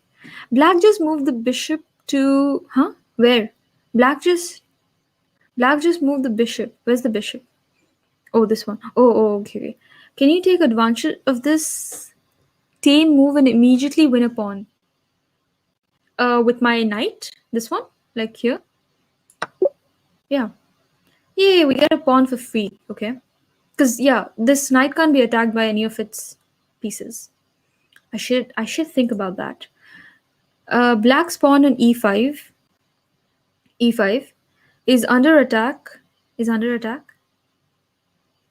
From the knight's king. Of course it is. Can you develop a knight towards the center and protect? Okay, so if they try to attack my pawn, I'm going to attack with my knight. Okay, there's an alternative move. If they attack my pawn, I can move my bishop here. No? Okay, I'm thinking way too quickly. Okay, let me calm down. This move does protect, but it doesn't counteract e4. Why doesn't it not? Oh yeah, it wouldn't. I'll try again. Wait. Oh, this then, right? Because then if it tries to come and attack this, then I could kill it. This here. No! Okay. This move does not protect the e5. e5.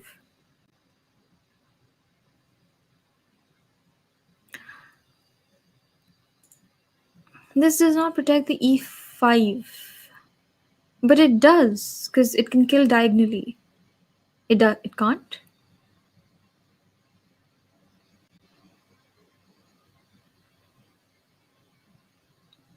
Then where will this go? e5, e5. With this? This pawn? So that my bishop is open as well? Is that what it's asking me to do? Oh, it's literally telling me to use the knight. Okay. Okay, if I have to use the knight to protect this, then I have to use this knight. Because then if it comes here, then I can go here. Okay. Shit. Damn it. Couldn't figure that out on my own. Feel defeated. No, not good. White wants to move the... White... Where's white? White wants to move the bishop on f1. Okay. And prepare a castle. Can you move the bishop to an open diagonal that controls the center? I think for bishop, it's always a good move to move here so that it also attacks this weak pawn. And it's the center, almost the center. Yeah. Okay. Excellent. The bishop develops to an open diagonal. Cool. That controls the center and points at black's weak f7 pawn. White is ready to castle. Okay. After black developed a bishop to an excellent square, can you castle the white? It's literally asking me to castle. So far I learned, move your pawn to the center, then you move your knight so that the knight can capture the other person's pawn. Then try to think of moving your bishop so that you can prepare for castling, but also move the bishop to a centerish position that can attack the weakest pawn of that rank. Look at me spit chess terms like I'm rapping, and then you castle. That's what I've learned so far. But I don't know if you should just do this for all your games in the beginning. I don't know. That's not fun. That's just like repeating whatever you do every time. Okay. Black's knight on f6. f6, okay, is attacking the e4. e4. This one, yeah. Can you bring a knight into the game that hasn't already moved and protect the pawn? So if it's attacking this, then if I move this here, then it can, yeah, here. You developed a knight towards the center and protected the e4. White wants to move a pawn, okay, to protect the e4 pawn, okay, and open up a diagonal for the bishop. Yeah, it's this move. Excellent. This move protects the e4 pawn. Can you develop the c1 bishop to a square that attacks a black knight? I mean, this is the only one, right? But it's also good because, again, my bishop can attack this and my... Yeah, I think it's this one. Completed. Let's go. No, not next lesson. I'm really tired. How long have I been streaming for? For 3 hours, 31 minutes. Okay, no. I haven't even taken a break other than the one that I took. So I'm going to end the stream. Alisha is still around. Okay, let's see. Okay. Let's see the chat. Oh, I just finished this by doing this daily. I don't have a premium. Ooh. Oh, that's so nice that I made you come back to lessons. That's nice. Hello, NC6. I mean, too late. We can do off stream. Yeah, that'll be fun actually. Like be on a Discord call so that maybe you could even tell me which move is better. Like if I do a blunder, you could tell. Yeah, okay. That's fun. Okay, cool. Fine. So I'm gonna end the stream now, I feel. Let me just go to my lessons. Because I have 7 days of this free trial, I feel like I want to make the most of it, but also I don't want to like cram too much knowledge because then maybe I'll just not even remember, you know what I'm saying? So Opening principles itself, the main takeaway I took was center, and then the hill area using your knight and your pawns. Trying to castle by moving your bishop to the center. What else did I learn? I learned to figure out why your opponent played a particular move, like try to see which pieces are getting captured because of that move. And yeah, yeah. So I'm gonna, like, I don't really want to go to my next lesson until I play like 4 or 5 games. So I think I'm gonna do that off stream, play and get confident in whatever I learned, and then continue learning. Yeah, I think that's a good plan. Cool. I think there are few people still watching. I'm not sure. But yeah, thanks again for tuning in to my second chess stream. This was nice, I think. I'm gonna go now and wait, let me stop sharing my screen. Back, full screen. No, this is too big. I don't like my face. No, add to stream. Yeah, let me just be small, and I'm gonna stay this way. Okay, cool. So basically, yeah, 3 hours or 3.5 hours is maximum capacity for me for chess for a day. So I think I'm gonna go now and take a break and then maybe play one game with Ayush on Discord, I think. Yeah, you could join if you haven't joined already. You could join our Discord. It's not that active or whatever. Don't forget to like the stream if you liked it. Share my channel or the stream. Subscribe. Yeah, that's all. My mind is melting now, so I'm gonna go. Okay, bye. Take care. Stay safe. Play chess. Learn chess. And hopefully I'll get better and you all will get better if you're already not the best. Okay, bye.